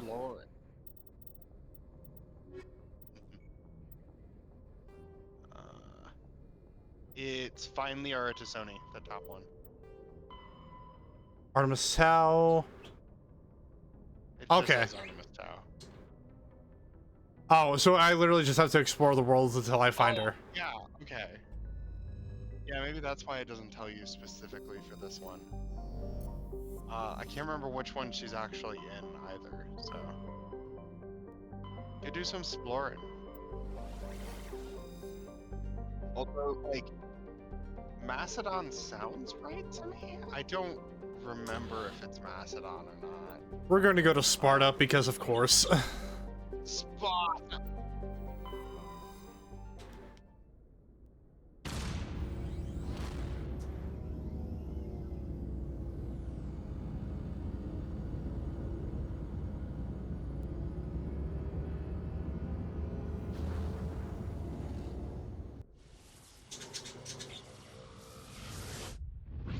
Pew!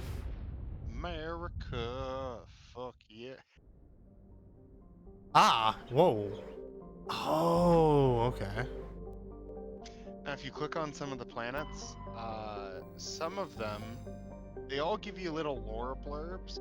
Some of them will give you the option to scan and find, like, points of interest so you can land on the planets.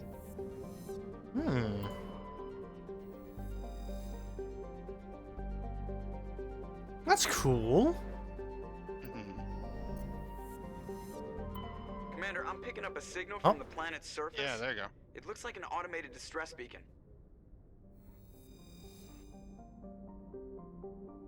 Oh, I guess this is actually where Liara is. Oh, hey, first try. I don't remember if it's random or not, but there you go. I think that's where Liara is. Ooh.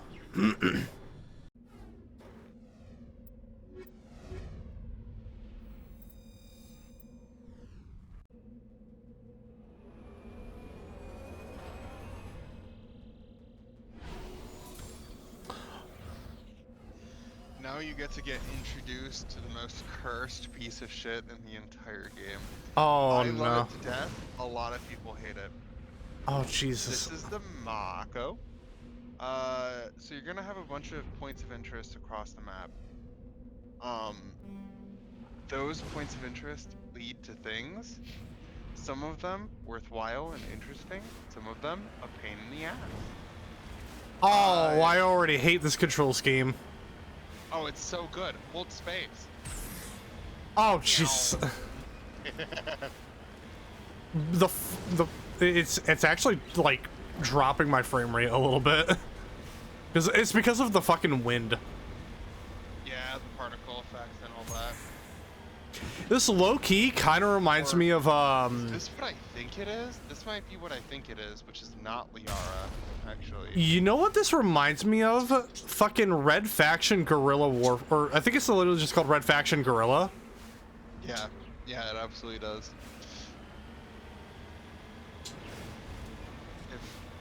Alliance Marine. Holy shit! No. You really ran into a Thresher mod this early.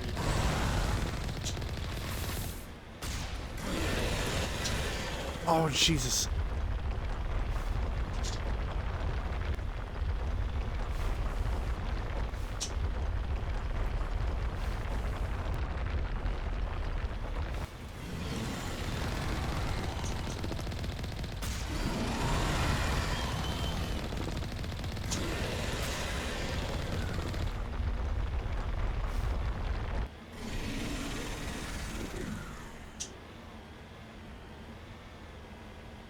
great. We landed on a rocket. Oh shit! I may have killed that Alliance Marine. He'll be fine. Don't worry about it.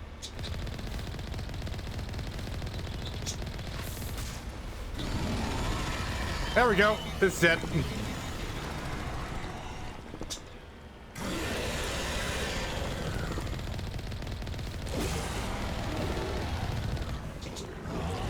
Oh my god, this thing's almost like destroyed. Congratulations, you have managed to kill a Thresher Maw. But at what cost? Yeah, the Mako is just a little toasty. You could cook marshmallows on it. Is there a better way of repairing this thing? No, you just need Omnigel, basically. Okay. How does one dismount? I think it's F, try that. Nope, that's return to the Normandy. Check the options, or not options, but controls menu. I forget, is it just E, maybe? Might be E. Booster, exit field, it's Q. Yeah, I know it was a fucking weird ass button. Oh, on level terrain. There we go. Yeah, there you go. By the way, the Alliance guys were all dead. It didn't matter. Looks like they were lured here by the distress beacon. I'll take that med kit. Looks like these men were under Admiral Kahuku's command. He'd want to know what happened.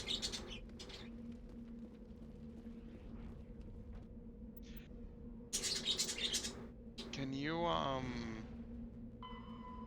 turn off the distress beacon? I feel like that was a thing you could do, but maybe it's not. Yeah, it's not. Might be a different quest. Possibly. There are a couple other points of interest on this map, if you want to take a look at those. Most of the time they're kind of fetch questy things, or just like extra loot. So you don't necessarily have to go after them, but...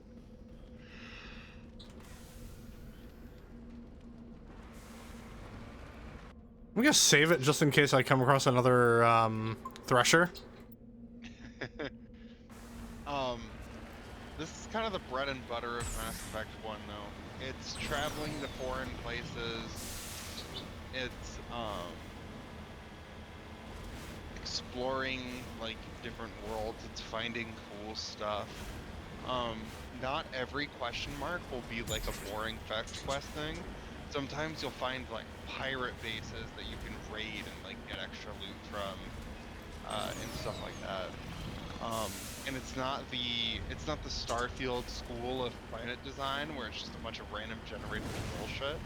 Like everything is handmade. They're all the same maps. Like I recognized that encounter as a Thresher Maw encounter the moment you started driving up to that field because I've seen it before. Jesus, this fucking like dust storm thing is a little insane. Well, mummified Solarian.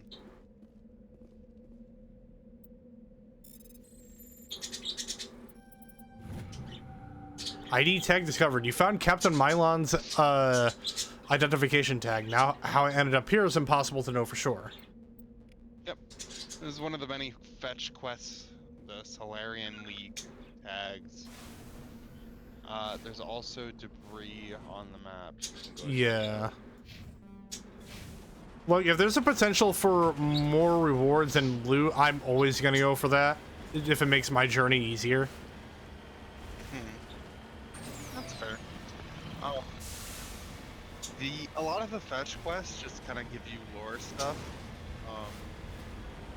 They're interesting if you're really into lore. Otherwise, I wouldn't stress it too much.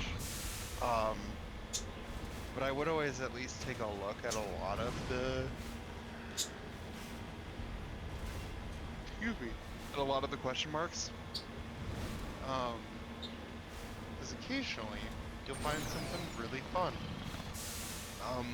Like there's a whole Wrexed side quest quest that, if I remember right, is just a random question mark on a map. Got it.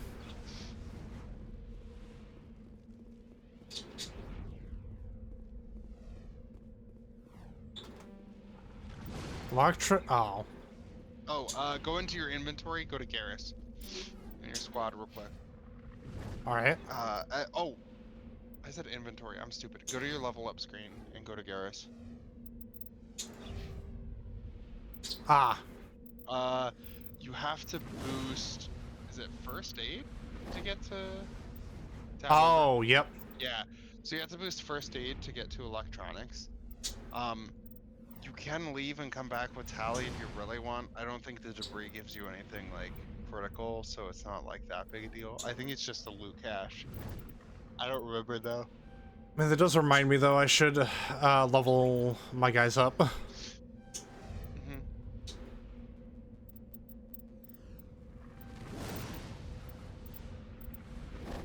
I would say start putting some points into first aid so that you can get electronics though. Yeah.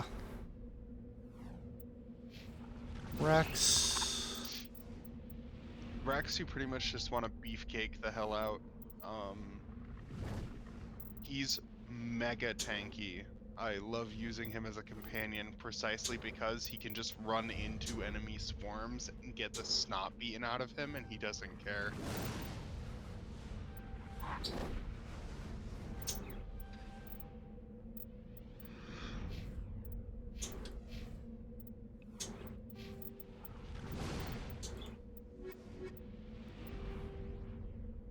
locate signs of battle. There are several League of One medallions and a few ID tags scattered throughout these systems. The hunt must have been extensive and taken years. Okay. Yep, that's the fetch quest I mentioned. I think we've basically done everything that we can here, or at least for the time being. If you go jump into the Mako real quick. See that little orange dot on the map? Yeah. That is a resource node, and I believe it gives you like money and credits when you walk. Did I say money and credit? Yeah. Credits and XP. I assume though that this is a case of where they only appear on the radar and on the big map. Yep, they only appear here. It's to give you a little more incentive to explore. And there's also a quest associated with surveying. Yeah, this is the kind of bullshit of Mass Effect 1. Everything you do results in this goddamn Frogger minigame. No game is perfect, unfortunately. So we're to deposit of lithium. Oh, cool. Yep. A little bit of credits, a little bit of XP, and you have a new quest to scan deposits across the galaxy. Oh, Jesus Christ. Okay, these things I'll just do them when I get. It's like the scan, like the keeper thing. I'll just, if I see them, I'll do it. I wouldn't go out of my way to do a lot of these. Yeah. Yeah. Occasionally, I'll go for like the 100% run, and I will do them. Frankly, it is super not worth it unless you really like want to burn time. But it's up to you. I mean, like I said, this is kind of the bread and butter of Mass Effect 1. This is the like sort of primary gameplay loop you interact with outside of the main story. It's a lot of just quick survey. Scans for more addictions. Found a rare element. Plutonium. Plutonium. That counts for your little fetch quest. For finding resources across the galaxy, basically. You know what? That actually does make that a little bit easier to swallow. Yep. You'll just get a lot of them passively. I think there are rewards you get in Mass Effect 2 and 3 for having those quests finished, but they're not like great enough to the point where like you gotta do it. Right, head over to Knossos or Knossos. I don't know Greek pronunciations. Me neither. Dude, I'm playing Viking Conquest for Mountain Blade Monday, and I have to try and pronounce everything in Old English. So like Northumbria is pronounced like Nofimbre or something like that. Nofimbre. Fiestas. I also like how every planet, like, so this is the type of shit that in modern days would just be fucking AI generated. Some fucking dude wrote all this shit out for the different planets, and that's insane to me. Ah, Therum. Like,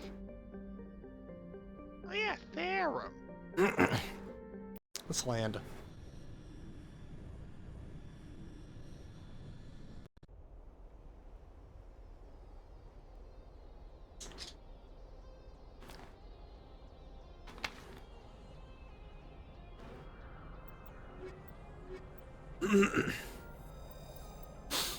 Now we get the really cool wub wub space music.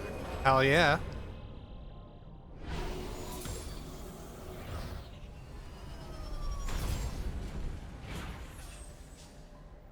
I think this might be the Liara planet. Commander, I'm picking up some strange readings. Really strange, like off the damn charts. It looks like it's coming from an underground complex a few clicks away from the drop zone. Oh. Yep. This is the Liara mission.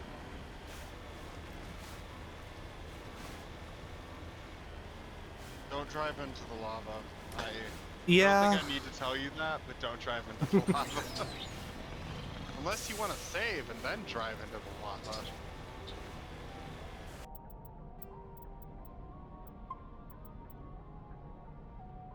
I'm just saving to save. Aw, man, you got my hopes up. Oh, let's go! Ah, head first, let's go! Level 8 hazard. You can drive through lava for a minute, but it is not a great idea. Alright, I'm gonna reload. Yeah. Oh, you know, it's like that bit in the Labyrinth of Ancients raid where you have to fight those like 3 giant things and it's surrounded by lava, and everyone when they go to it just immediately starts using the splash emo on the fucking lava. You gotta love it. I think that's the best money I've ever spent is on the splash emo. I still gotta pour more money into it.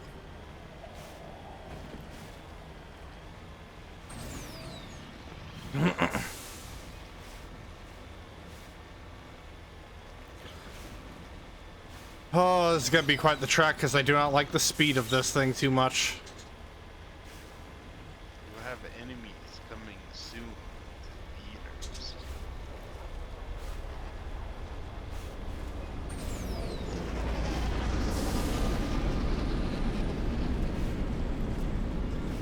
Yeah, exactly. Old English and Mountain Blade and Thieves' Cant in 14.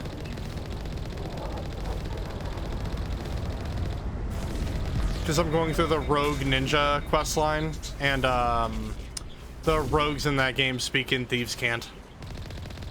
Oh lord. Okay, I'm trying to back up.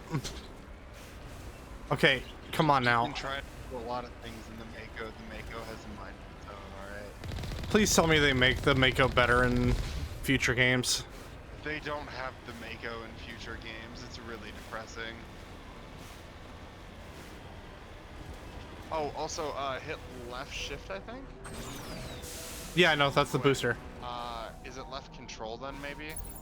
Ah. Yeah, there you go. Yeah, now you can zoom and see things. It makes shooting easier, basically.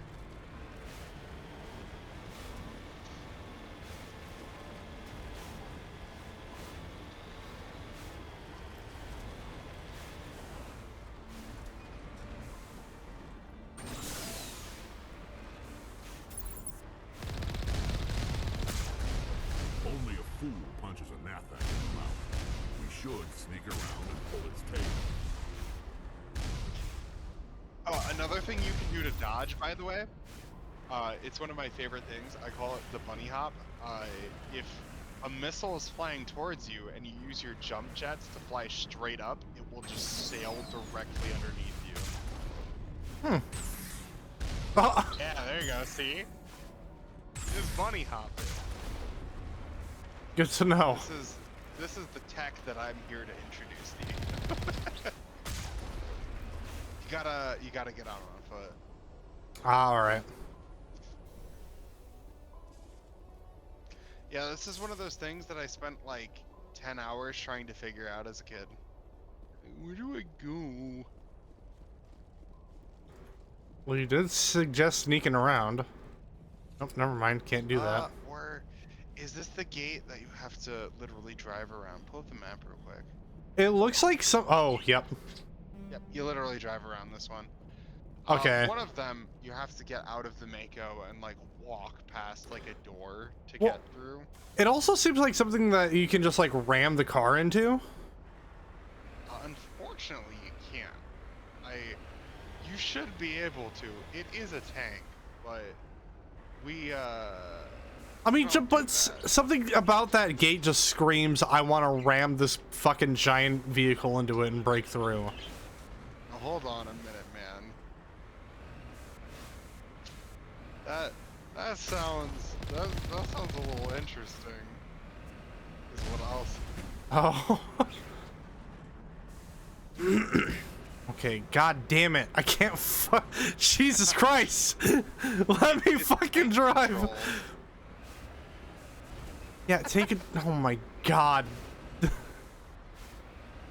Yeah, this thing controls like a fucking brick.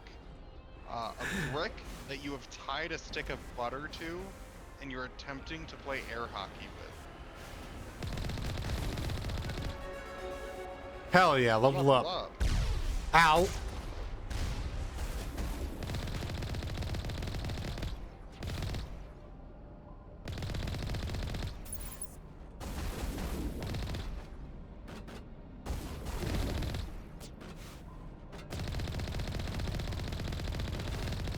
I will say, using the Mako to fight normal ass enemies is such a power trip though. Oh You yeah. just, like, shoot the giant anti-tank cannon and kill the generic Geth in one shot.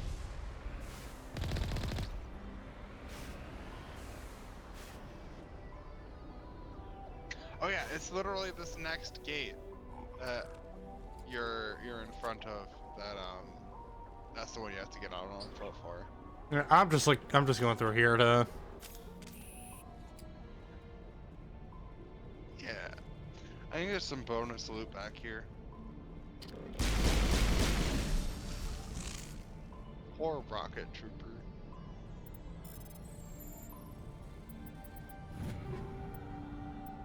Hurricane and some medium armor.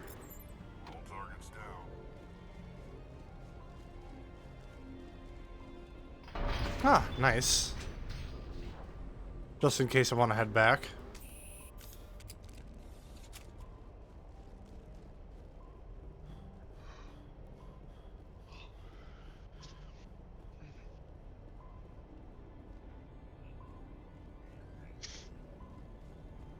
Yeah, I remember trying to find ways to hop these little gates here. It was a complete nightmare. I don't suggest it.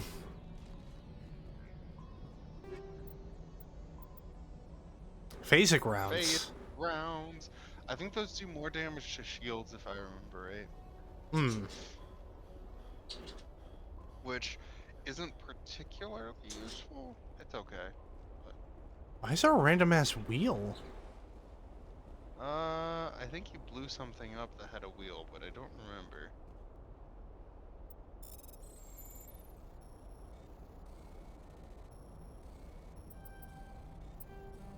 Oh. Oh yeah, on mouse and keyboard you can't really go comfortably up as well. Yeah, I noticed that. It was conflicting all the time. I basically had to take my hand off the mouse completely.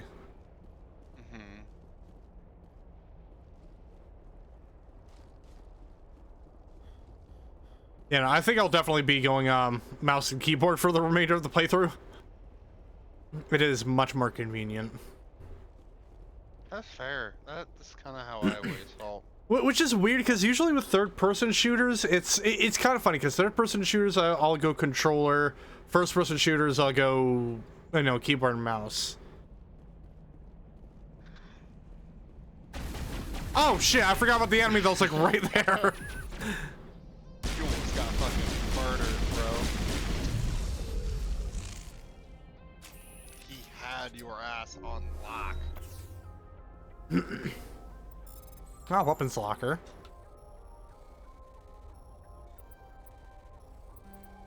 Oh, fuck off. Now, if the timer runs out, do you just get another retry, or is it locked out permanently? I don't remember. I think certain things let you retry. I don't remember if the loot boxes let you retry. Man, okay. I bought the scimitar, and I just get it as a loot drop. Money flows like water. Don't worry about like actually spending money. You're already back up to the amount of money you had, and like, and then some. Sell all this stuff, you'll have more money. So it's not that big a deal. This definitely isn't like a hoarder kind of game. Use your resources as you get them, basically. Like grenades, you get those like candy, so you might as well just feed them to your enemies. Metagel, you get that at a pretty decent rate, so you might as well pop it when you need to. It's very rarely worth saving all of your resources in the idea of like, oh, but what if I need it later? That's fair. Same thing with like, you get duplicates of most guns in the game, so don't worry about like accidentally selling stuff. Normally like, you'll just find it within a mission or two anyway, so.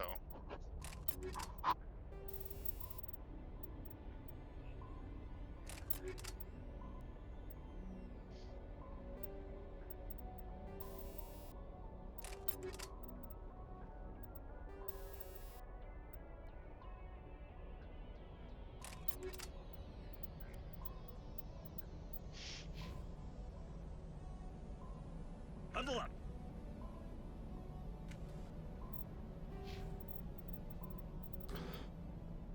Alright,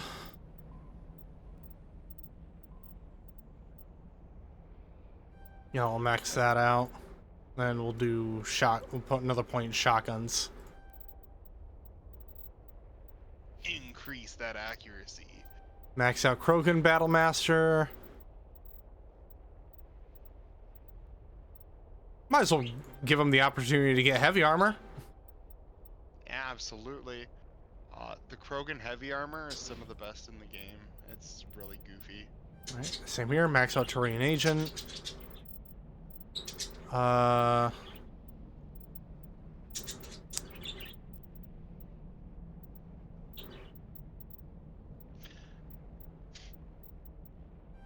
probably dump 2 in first aid and then try to get up to electronics, basically.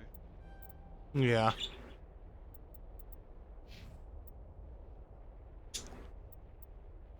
Alright, so now, Rex. You still can't wield that. Wait, did it not? It's human armor. Oh, okay, so it has to be, it has to be race specific. Gotcha. Yep, so you're specifically looking for Krogan heavy armor for Rex. The game does take that into account. So like, Ashley, right. Kaden, and you all share an ammo pool, or an armor pool, my bad. Garrus and Rex, and Tali each have their own armors. I'm pretty sure Liara shares human armor. Don't quote me on that. Same thing with, I can't remember if Tali shares human armor. I don't think she does. I'm pretty sure Quarians have specific armor.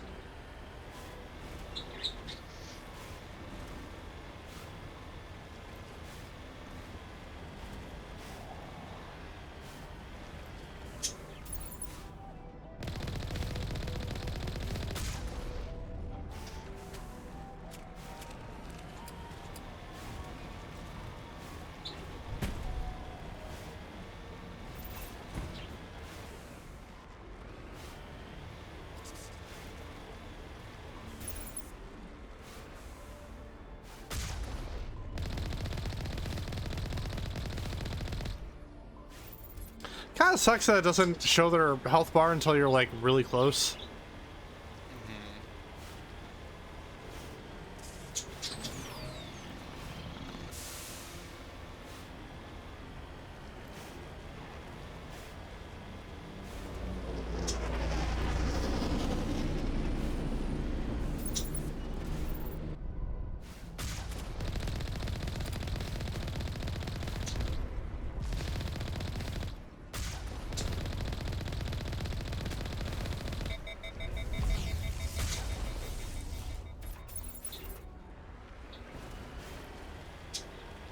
Now, question, can you get upgrades for the Mako, or is it just this for the remainder of the game?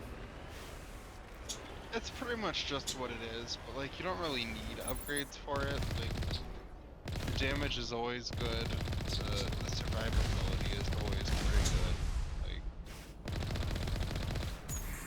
Oh, hold on now. That went through the goddamn floor.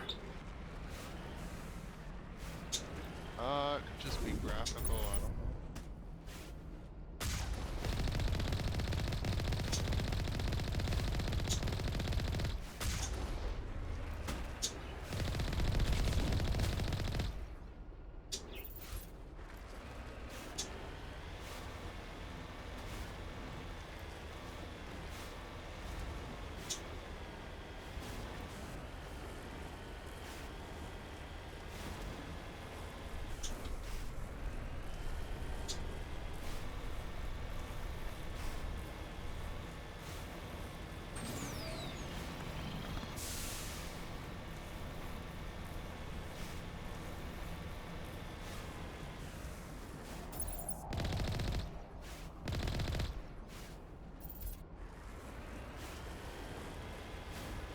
Yeah, see how just like murdering to death got you $240? Yeah. Money isn't something you really gotta worry about for most of the game, honestly. Like, if you want to min-max and get like everybody's Spectre gear, then that's kind of where it becomes a necessary thing. But just for a casual playthrough where you're just kind of vibing, it's not that big a deal. I was checking to see if there's like anything to explore over here because this looked a little bit. I get you.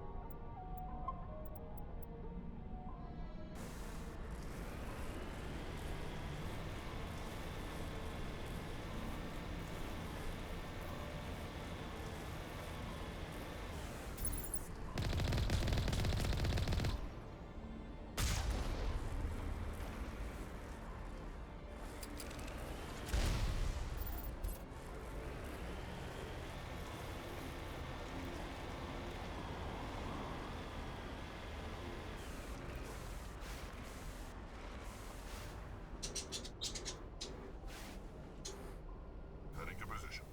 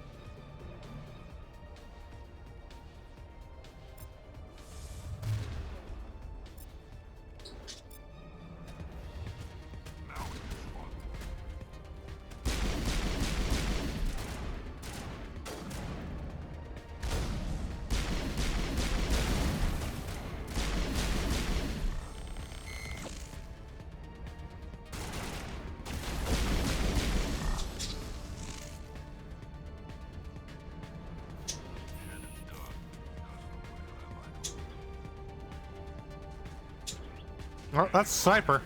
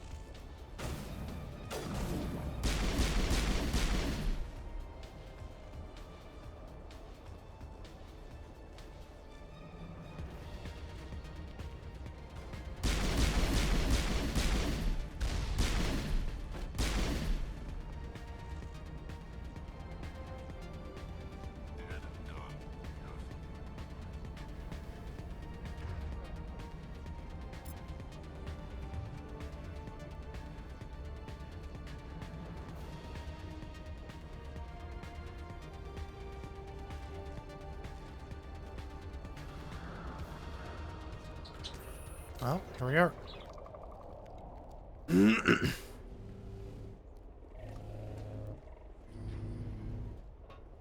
Oh shit.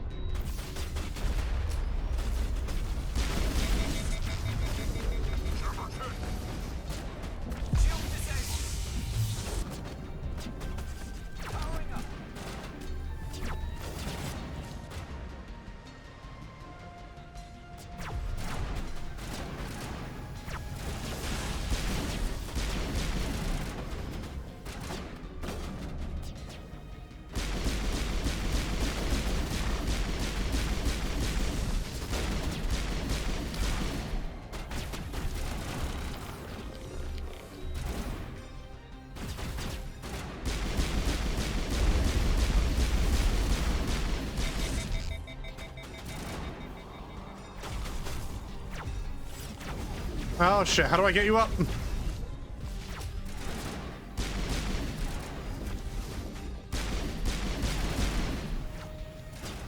Knight, are you muted?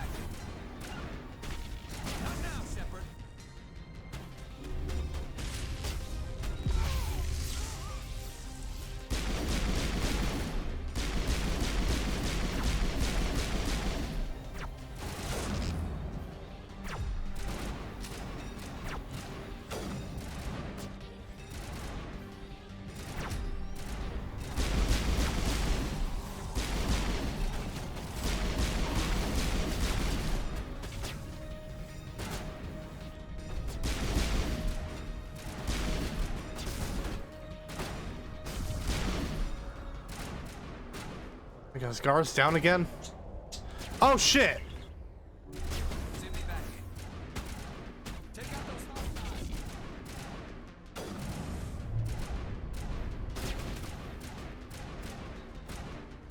Form up.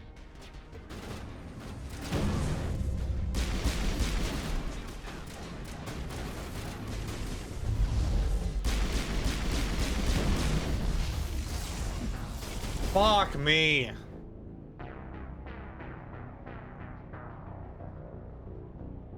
Knight, are you there, dude?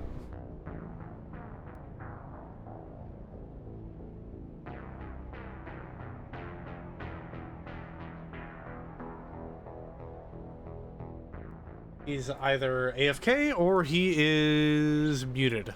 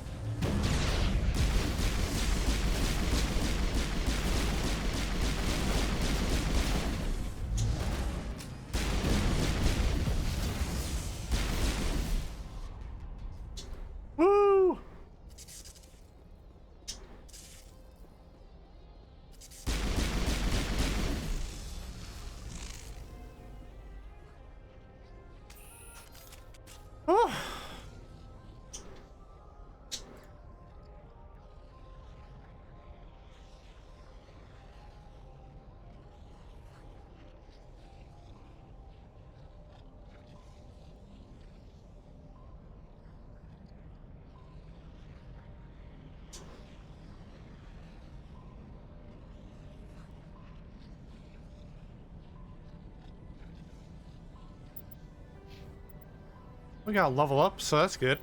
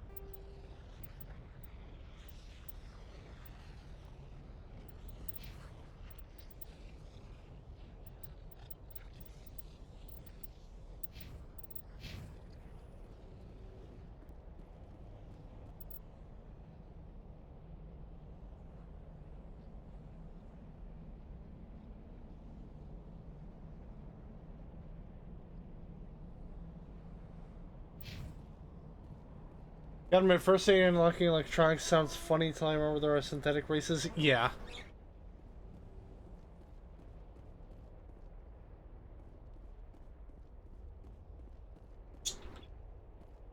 I'm gonna save it after that. I don't want to have to deal with that again.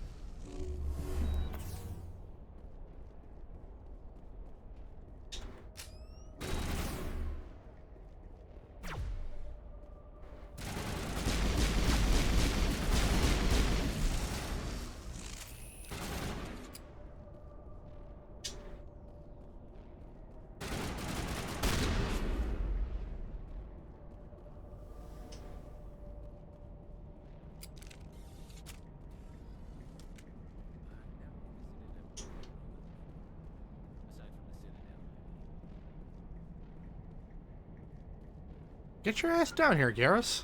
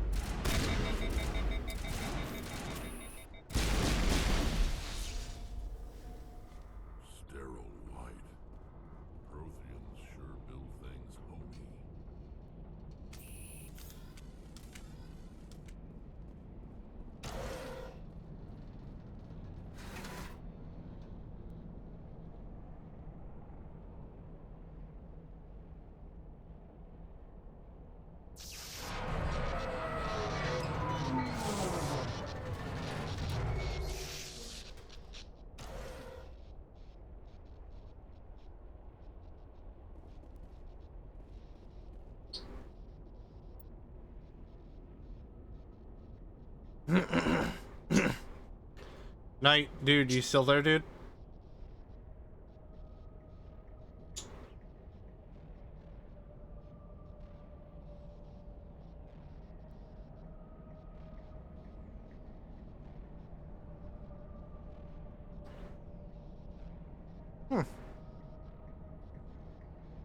It's unusual.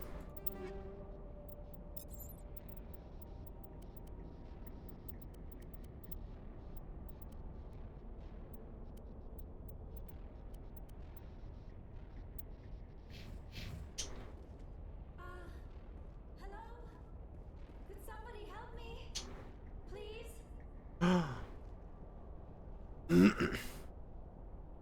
Hello there? Can you hear me out there? I'm trapped. I need help.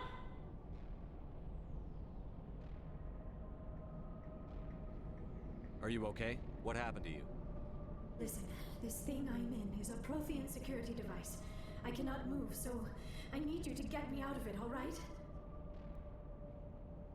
Your mother is working with Saren. Whose side are you on? What? I am not on anybody's side. I may be Benezia's daughter, but I'm nothing like her. I have not spoken to her in years. Please, just get me out of here. How'd you end up in there? I was exploring the ruins when the Geth showed up, so I hid in here. Can you believe that? Geth beyond the veil!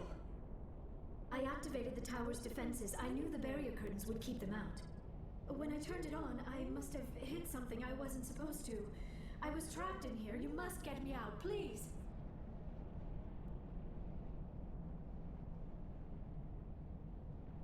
Any suggestions on how we can help? There is a control in here that should deactivate this thing. You'll have to find some way past the barrier curtain. That's the tricky part. The defenses cannot be shut off from the outside. I don't know how you'll get in here. Be careful. There is a Krogan with the Geth. They have been trying different ways to get past the barrier.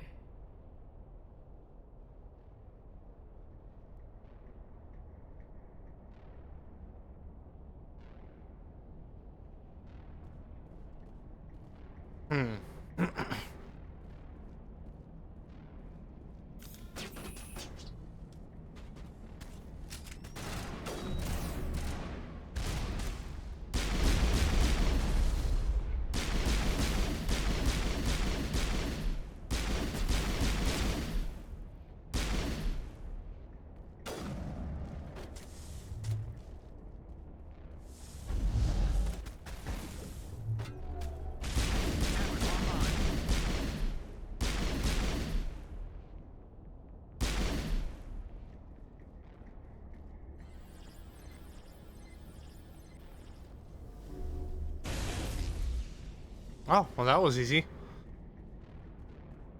Explore the area a little bit more.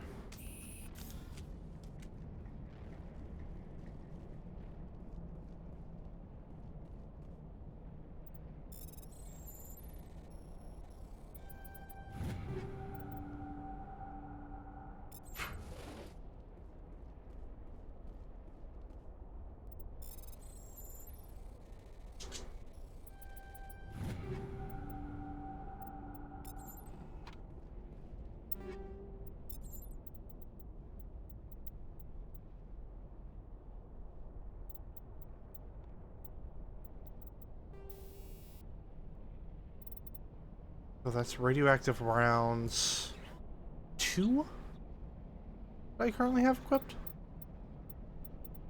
3. Combat sensor 1.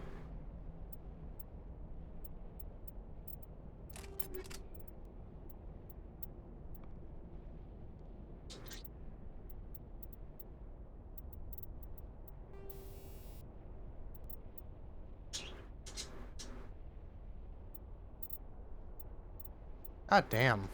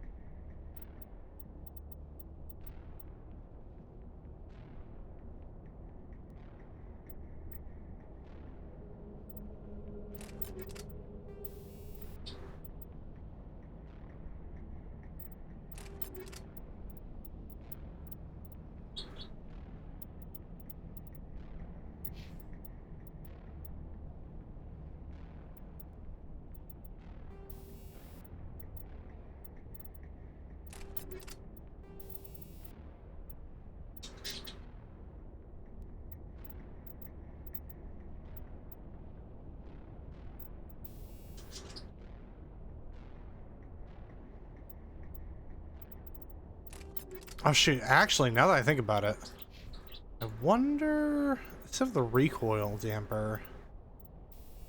Oh wait, no. Let's go... Hammerhead rounds? On impact, increasing the amount of physical force transferred to the target.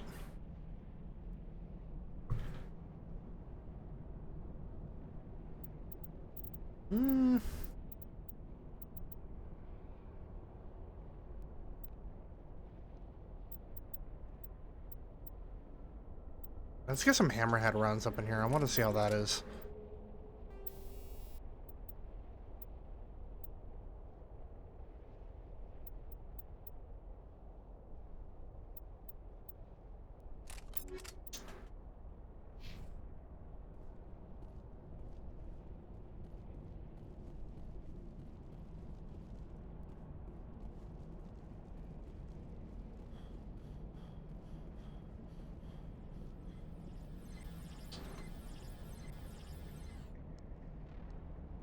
Oh, what?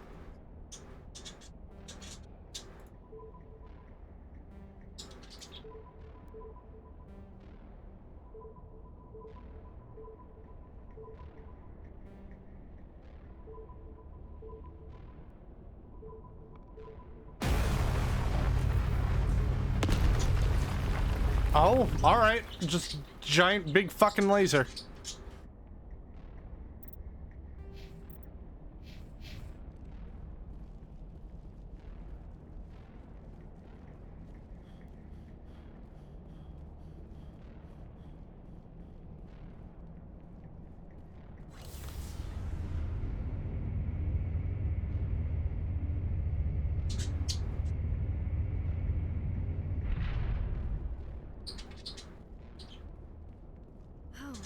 How did you get in here?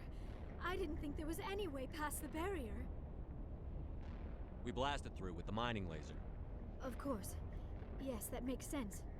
Please, get me out of here before more Geth arrive. That button over there should shut down this containment field.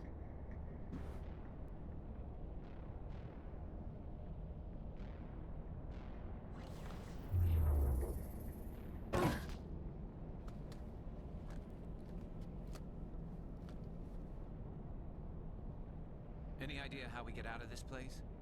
There is an elevator back in the center of the tower. At least I think it's an elevator. It should take us out of here. Come on! I still cannot believe all this. Why would the Geth come after me? Do you think Benezia's involved? Saren's looking for the conduit. You're a Prothean expert. Obviously, he wants you to help him find it. The conduit? But I don't know... What the hell was that? These ruins are not stable. That mining laser must have triggered a seismic event.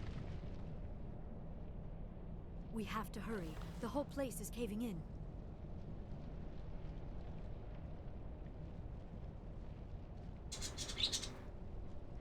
Joker, get the Normandy airborne and lock in on my signal. On the double, mister.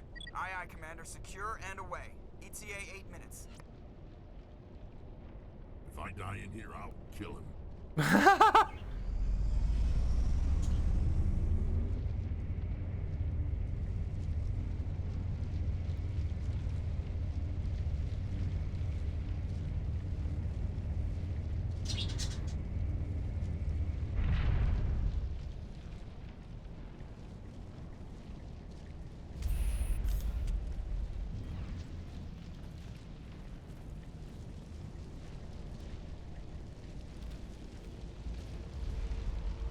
Surrender. Or don't. That would be more fun.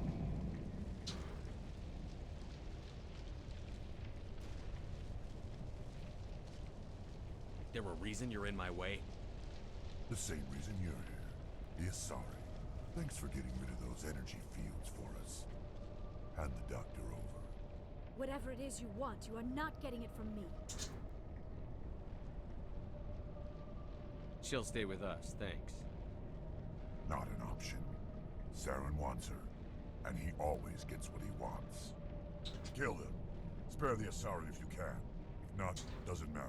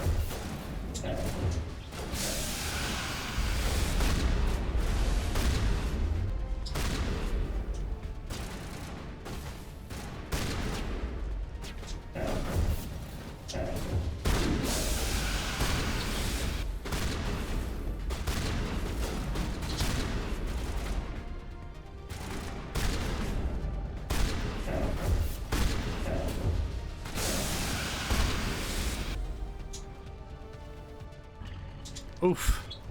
Damn.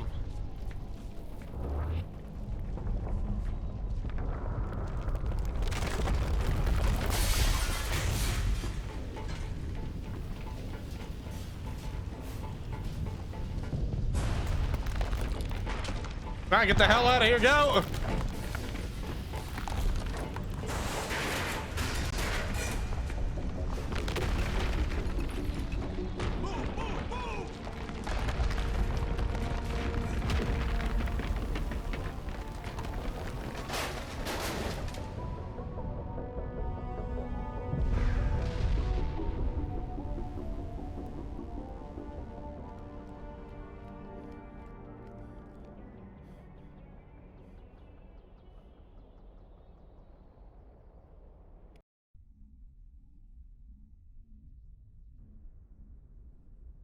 Too close, Commander. 10 more seconds we would have been swimming in molten sulfur.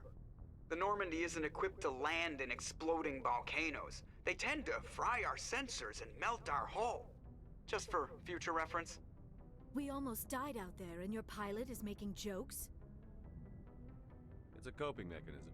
You'll get used to it. I see. It must be a human thing. I don't have a lot of experience dealing with your species, Commander. But I am grateful to you. You saved my life back there, and not just from the volcano. Those Geth would have killed me or dragged me off to Saren. What did Saren want with you? Do you know something about the conduit? Only that it was somehow connected to the Prothean extinction. That is my real area of expertise. I have spent the past 50 years trying to figure out what happened to them. How old are you exactly? I hate to admit it, but I am only 106. Damn! I hope I look that good when I'm your age. A century may seem like a long time to a short-lived species like yours, but among the Asari, I am barely considered more than a child. That is why my research has not received the attention it deserves. Because of my youth, other Asari scholars tend to dismiss my theories on what happened to the Protheans. Did your research turn up anything interesting? What is interesting is what I did not turn up. There is remarkably little archaeological evidence of the Protheans, and even less that might explain why they disappeared. It is almost as if someone did not want the mystery solved. It is like someone came along after the Protheans were gone and cleansed the galaxy of clues. But here is the incredible part.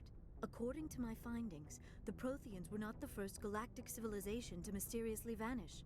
This cycle began long before them. Where'd you come up with this theory? I thought there wasn't any evidence. I have been working on this for 50 years. I have tracked down every scrap and shred of evidence. Eventually, subtle patterns start to emerge, patterns that hint at the truth. It is difficult to explain to someone else. I cannot point to one specific thing to prove my case. It is more a feeling derived from a half-century of dedicated research.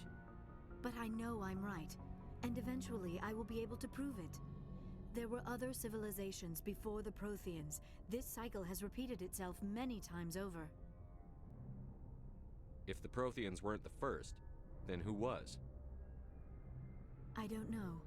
There is barely any evidence on the Protheans, even less on those who came before them. I cannot prove my theory, but I know I am right. The galaxy is built on a cycle of extinction. Each time a great civilization rises up, it is suddenly and violently cast down. Only ruins survive. The Protheans rose up from a single world until their empire spanned the entire galaxy. Yet even they climbed to the top on the remains of those who came before.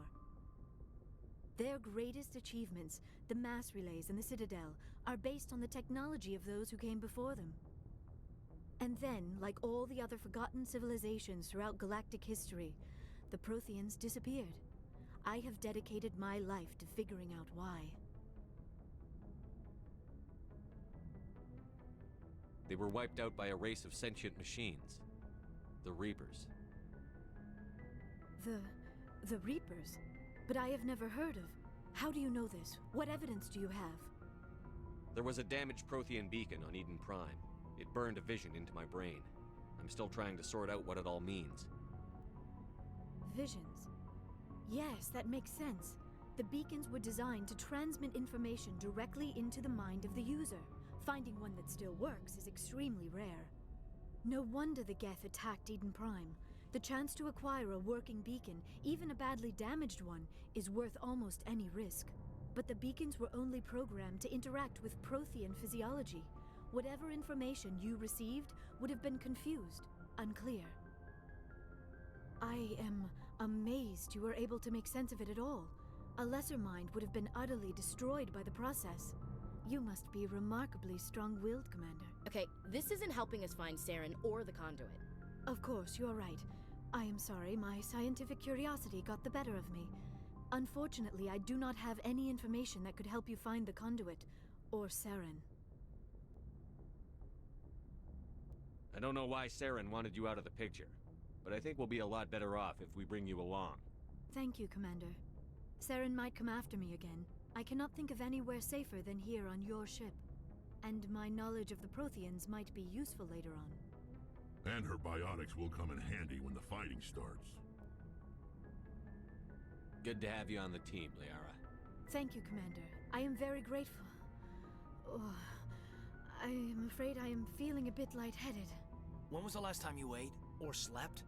Dr. Chakwa should take a look at you. It is probably just mental exhaustion, coupled with the shock of discovering the Protheans' true fate. I need some time to process all this. Still, it could not hurt to be examined by a medical professional. It will give me the chance to think things over. Are we finished here, Commander? We can talk again after you've seen the doctor. The rest of you, dismissed. Mission reports are filed, Commander. You want me to patch you through to the Council? Patch him through, Joker. Setting up the link now, Commander. We've received your report, Commander. I understand Dr. Tassoni is on the Normandy. I assume you're taking the necessary security precautions.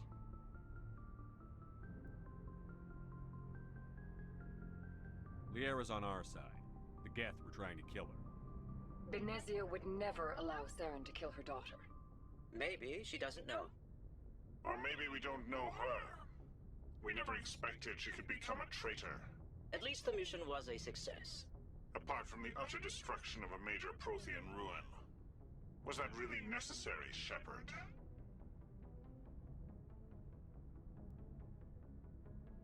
The Geth were crawling all over those ruins. We were lucky to make it out alive. Also wasn't out of our control, really. Good luck, Commander. Remember, we are all counting on you.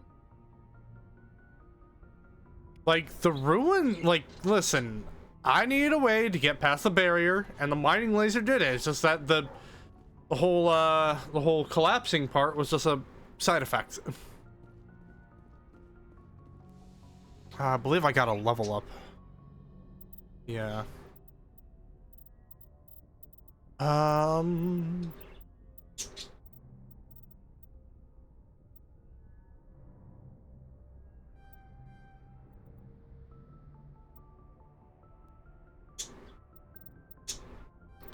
Exactly, Alpharad. They should just make better ruins.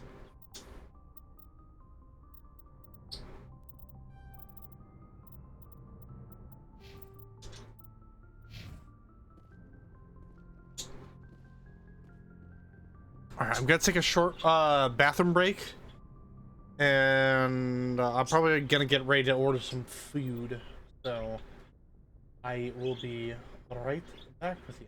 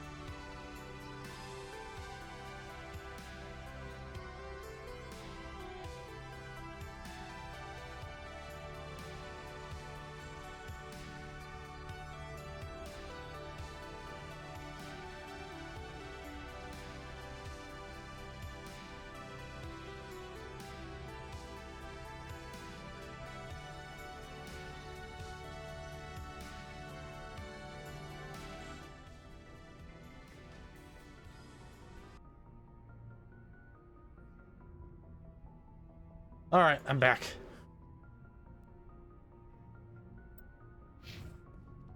Night is wait. Yeah, what's up? Okay, you went AFK for like a solid like 10-15 minutes. Yeah, I'm back. All right. Yeah, we got Liara. That's basically about it. Yep. I do want to explore the rest of this system though.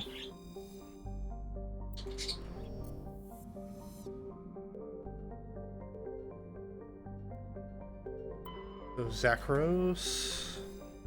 Nothing.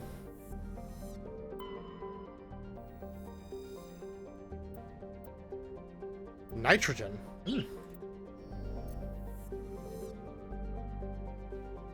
Right.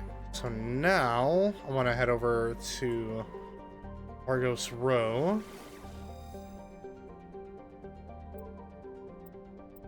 Hydra system.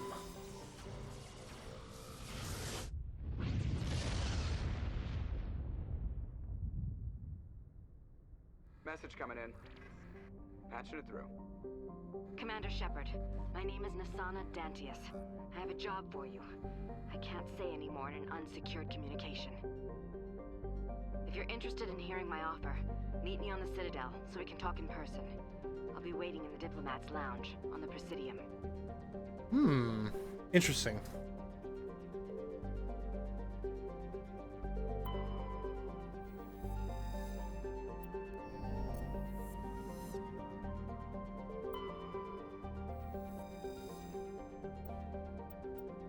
Helium-3.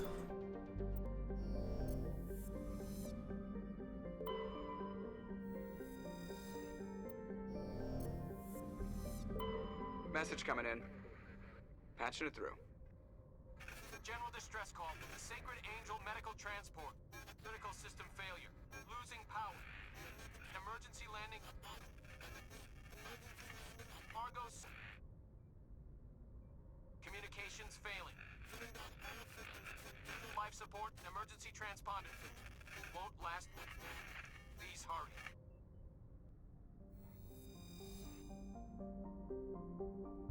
A heat hazard. Yep, mean tool take ticking damage over time.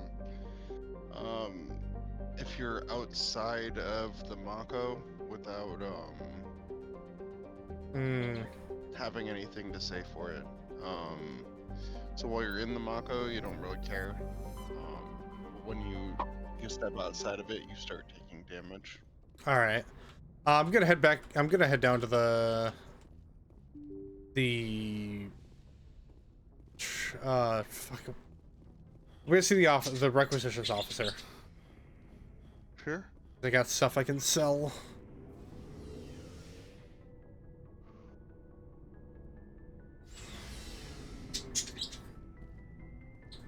Looking for supplies? Let's see what you've got. You bet, Commander.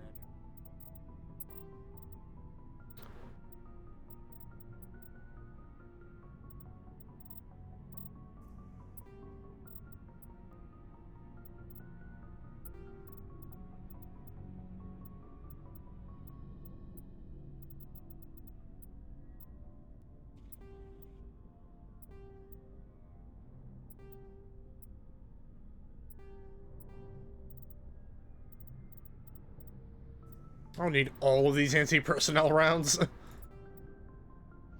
Well, you don't want like 30 sets of anti-personnel rounds just laying around. Stimulant pack.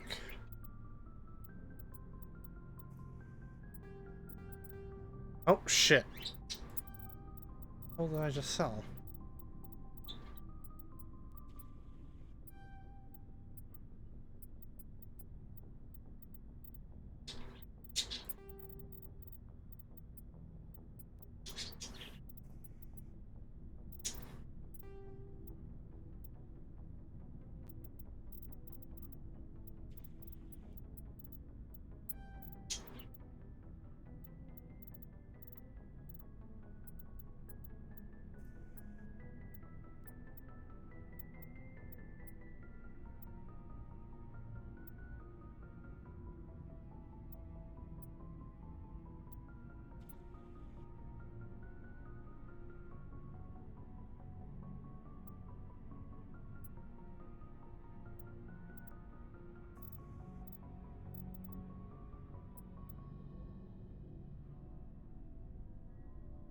Man, I could just go ahead and get that pistol now. Damn. Yeah, if you want Might as well. to. Or it's no, you have 20,000 versus 150,000. Oh, okay. You see, I saw the money in green, and I thought that meant I had enough. I get you. Yeah, that makes sense. Commander, how are you? I gotta go. Commander. Let's go talk to Tali, because we didn't do that before. Sure. Your ship's amazing, Shepard. I've never seen a drive core like this before. I can't believe you were able to fit it into a ship this small. I'm starting to I get that a understand lot. why you humans have been so successful. I had no idea Alliance vessels were so advanced. The Normandy's a prototype. Cutting-edge technology. A month ago, I was patching a makeshift fuel line into a converted tug ship in the flotilla. Now, I'm sitting on board one of the most advanced vessels in Citadel space. I have to thank you again for bringing me along. Traveling on a vessel like this is a dream come true for me. I had no idea you found ship technology so interesting. It comes with being a Quarian. The migrant fleet is the key to the survival of my people. Ships are our most valuable resource. But we don't have anything like this.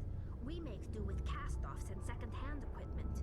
We just try to keep them running for as long as we can. Some of the fleet's larger vessels date all the way back to our original flight from the Geth. I can't believe your fleet's still using ships that are 3 centuries old.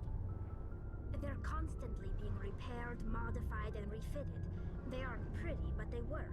Mostly. We've tried to make ourselves as independent as possible on the flotilla, grow our own food, mine, and process our own fuel. But some things we just can't make on our own. A patch to maintain the hull integrity requires raw materials we just don't have. That's why our pilgrimages are so important. Tell me about your people. Our lives aren't easy. Resources are scarce, and we are constantly on the move. Everything we do must in some way contribute to the continuation of the migrant fleet. There are 17 million Quarians in the flotilla, and each of us relies on the others for survival.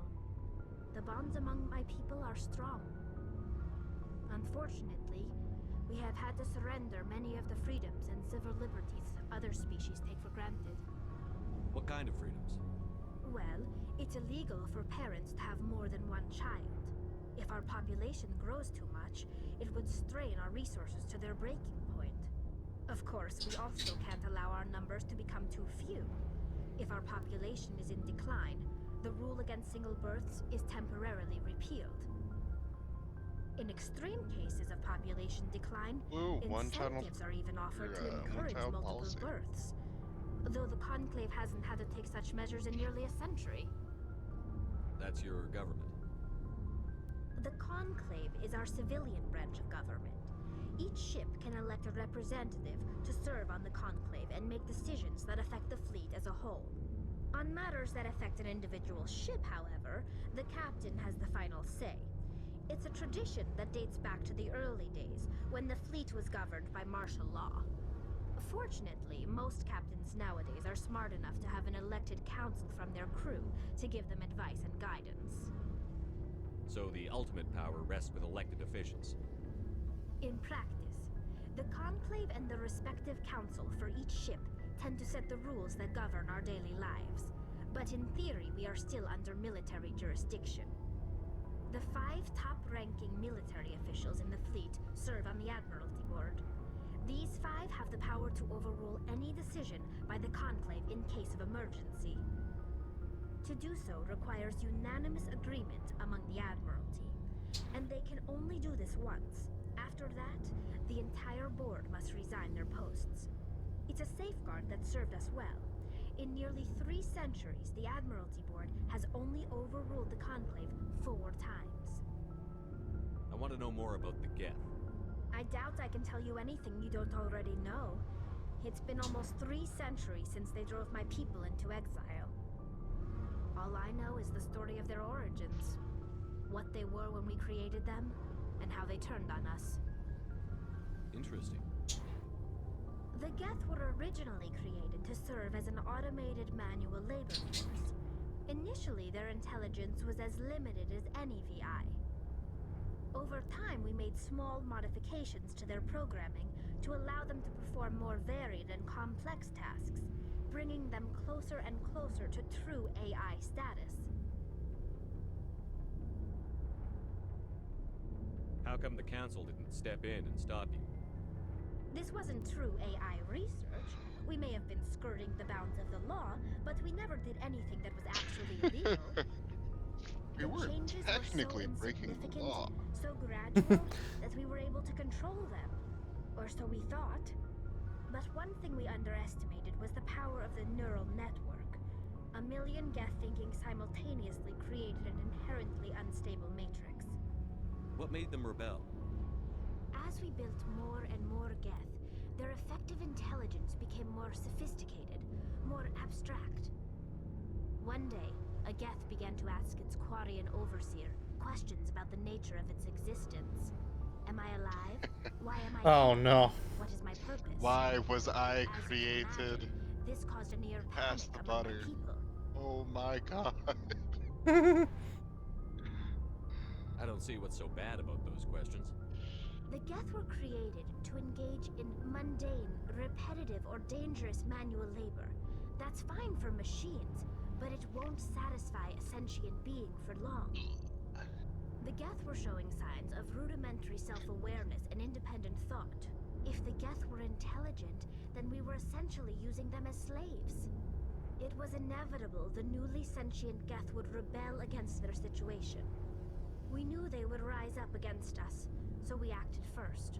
A general order went out across all Quarian-controlled systems to permanently deactivate all Geth. The Geth responded to this order violently. You can't blame them for fighting for their survival. We had no other choice. The Geth were already on the verge of revolution. By acting quickly, we had a chance to end the war before it began. The hope was that most of the Geth would still be little more than machines, Mary. incapable of organized resistance. But they had progressed much further than anyone anticipated. Get him, Mary. The war was long and bloody. Millions upon millions of Quarians died at their hands. In the end, we were forced to flee our own homeworld. We feared the Geth would pursue us, but they never came beyond the veil. Now we drift through space, exile, searching for a way to reclaim what was once ours. Serves you right. You really just get to go, man. Your The people who almost wiped out your species did nothing wrong. We made a mistake when we created the Geth in the first place. But we did not make a mistake when we went to war against them. If we had not acted, they would have wiped us out. They're a synthetic life form. They have no use for organics. None. Why do you think they cut themselves off from the rest of the galaxy? Why do you think they've killed every organic being who's ever tried to contact them? You make a good point. I'm sorry. I didn't mean to get so worked up. Most Quarians tend to have pretty strong opinions about the Geth. I wonder why. I want to know more about the pilgrimage. When my people reach maturity, we leave our birth ships and seek acceptance with a new crew. It's necessary to maintain genetic diversity among the fleet. But no ship wants to accept someone who will be a burden on them. So, to prove our worth, we embark on a pilgrimage. We set out alone, leaving the flotilla and our families behind us. We only return once we have found something of value we can bring back to the fleet. This is presented as a gift to the captain of the respective ship we wish to join. If the gift is accepted, we are welcomed into the crew. Can a captain choose to reject the gift? That doesn't happen often. Most captains are eager to increase the size of their crew. It increases their own standing in our society. Even when the gift is not particularly valuable, the captain usually accepts it out of a sense of tradition. However, there is a stigma to presenting a substandard gift. It's not the best way to make a good impression on a new community. Most pilgrims don't return until they find something worthwhile. I can't believe they just send you off alone. It's not like they just cast us out.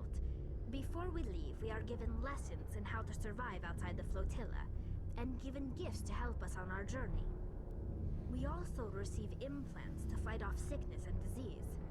Generations of living in an isolated and highly controlled environment have left our immune systems weaker than most.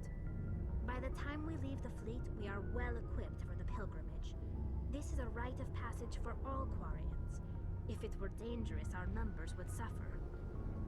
Virtually every pilgrimage ends with a triumphant return and the ritual presentation of the gift to one of the fleet's captains. I want to talk Like about what? something. I should go. See you later. I want to talk about something else, like how I should get the fuck out of here.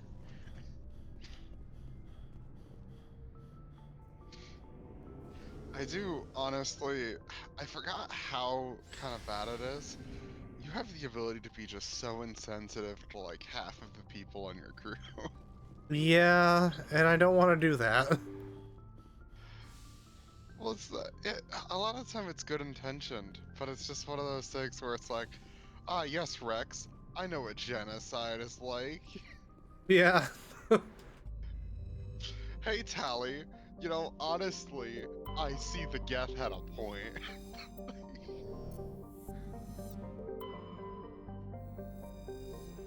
Alright, let's land on this planet. We'll do maybe like one thing, but then we are at the point where we need to gonna have to call it. Fair enough.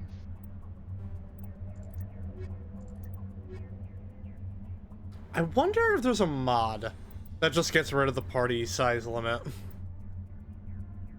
Imagine the chaos. That I know of, no, but that doesn't mean it doesn't exist. Which, speaking of, I need to get back to my other Baldur's Gate 3 playthrough because I have the no party size limit mod on for that one, and it's it's already chaotic. God have mercy on your soul.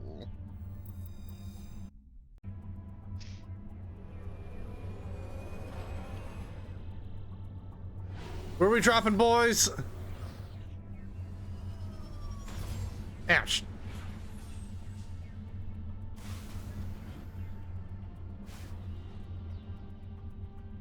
Okay. Well, there's one point of interest.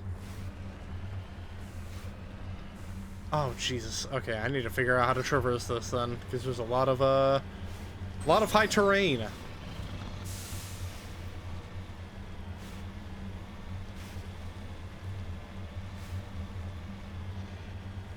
I hope you remembered your Skyrim horse climbing skills.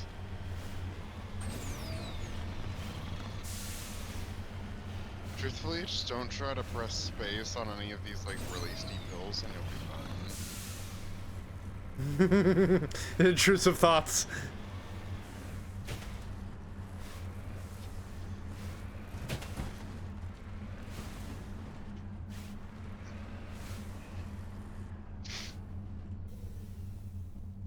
See that bar below level 2 hazard? That's basically your death meter. Hmm.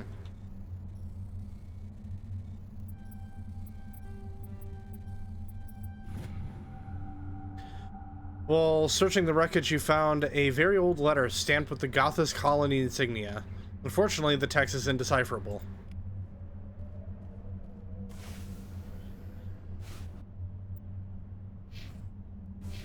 That's probably where the distress call is.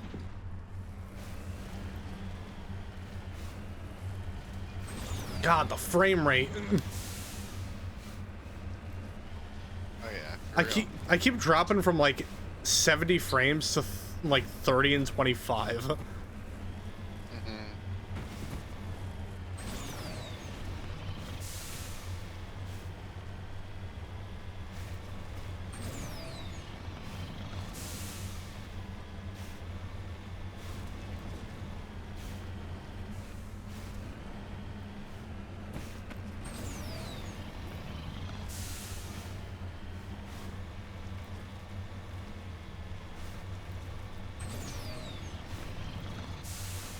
Ah.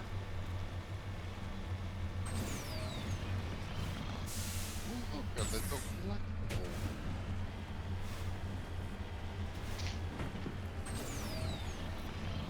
We must conquer yet another foreign planet and claim its resources for our own. Stamps American flag on it. Heck yeah. America.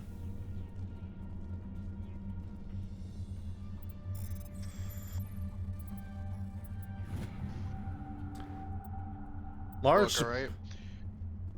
We don't use fucking oil anymore, right? We don't need to manufacture bullets. So what else is America supposed to do? Oh shit.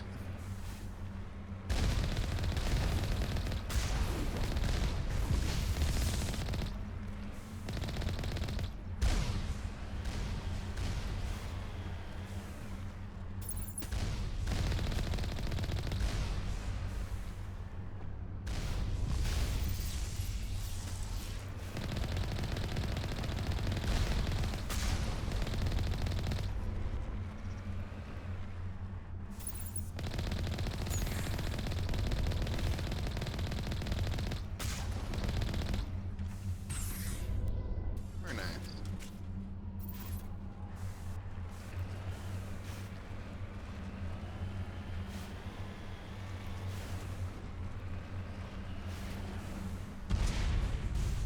Oh.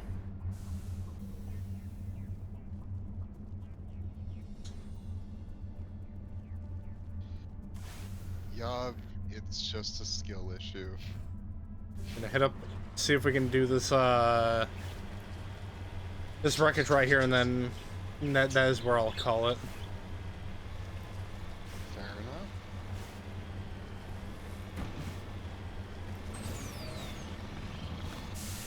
Whee!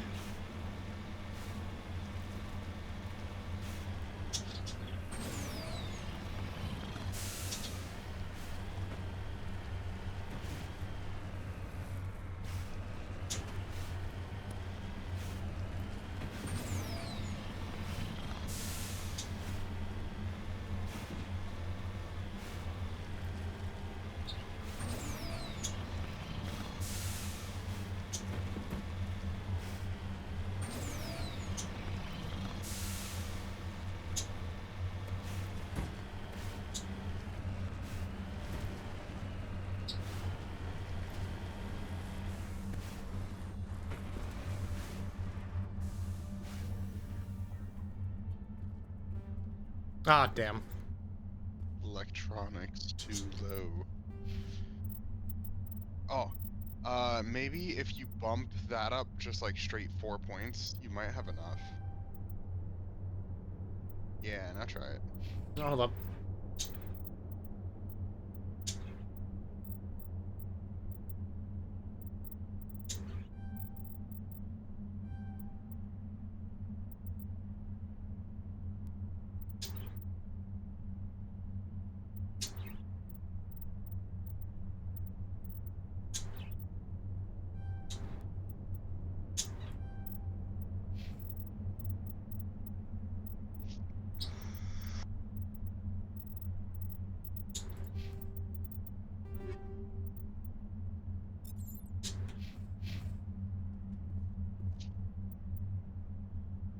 Yep, there we go. Nice.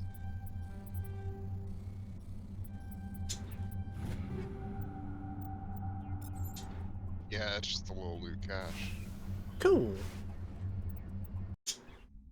Right, head back to the other planet and get what we couldn't get before. But I'll save that for the next part. So next time we have a little quest on Novaria and another quest on Pharos to deal with that. Yeah, we got a quest from Dantius on the Citadel. We can go start that.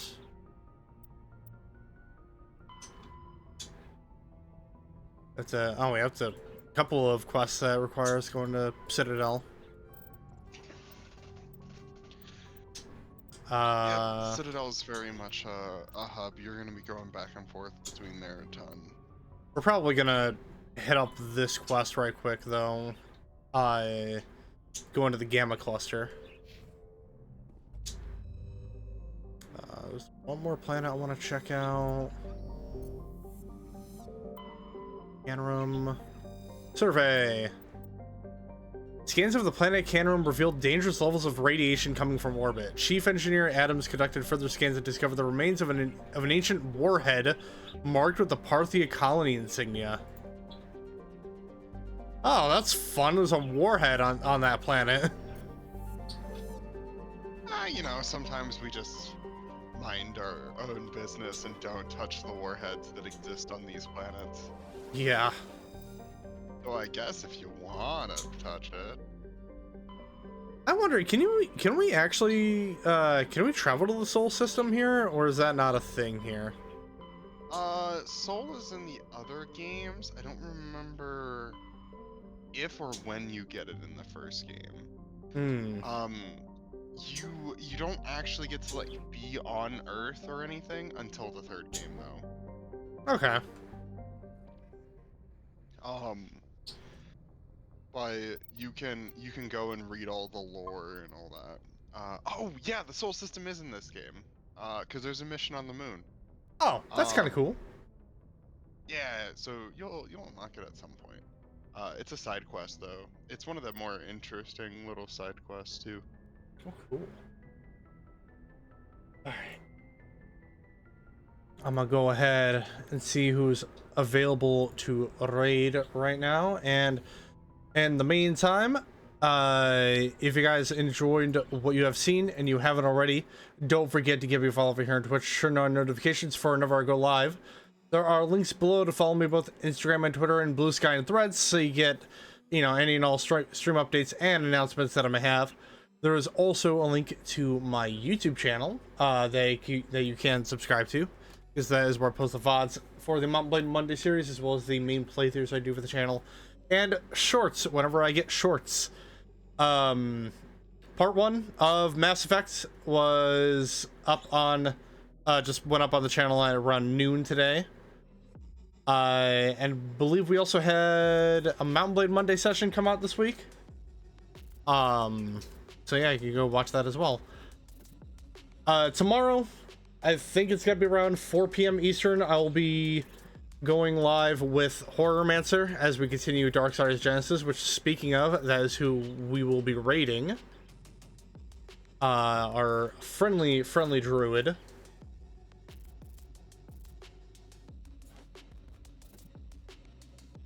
And make sure to go let her know that the bounty hunter has arrived. Well, that being said, Knight, thank you for joining me once again, my friend. Can't wait to do this again next week. Always. And for all of you out there, thank you so much for watching. Hope you all have a fantastic Friday night, evening, morning, whatever the case may be. And I'll see you guys tomorrow for Darksiders Genesis. Have a good night, everyone. Have a good night. Bye-bye.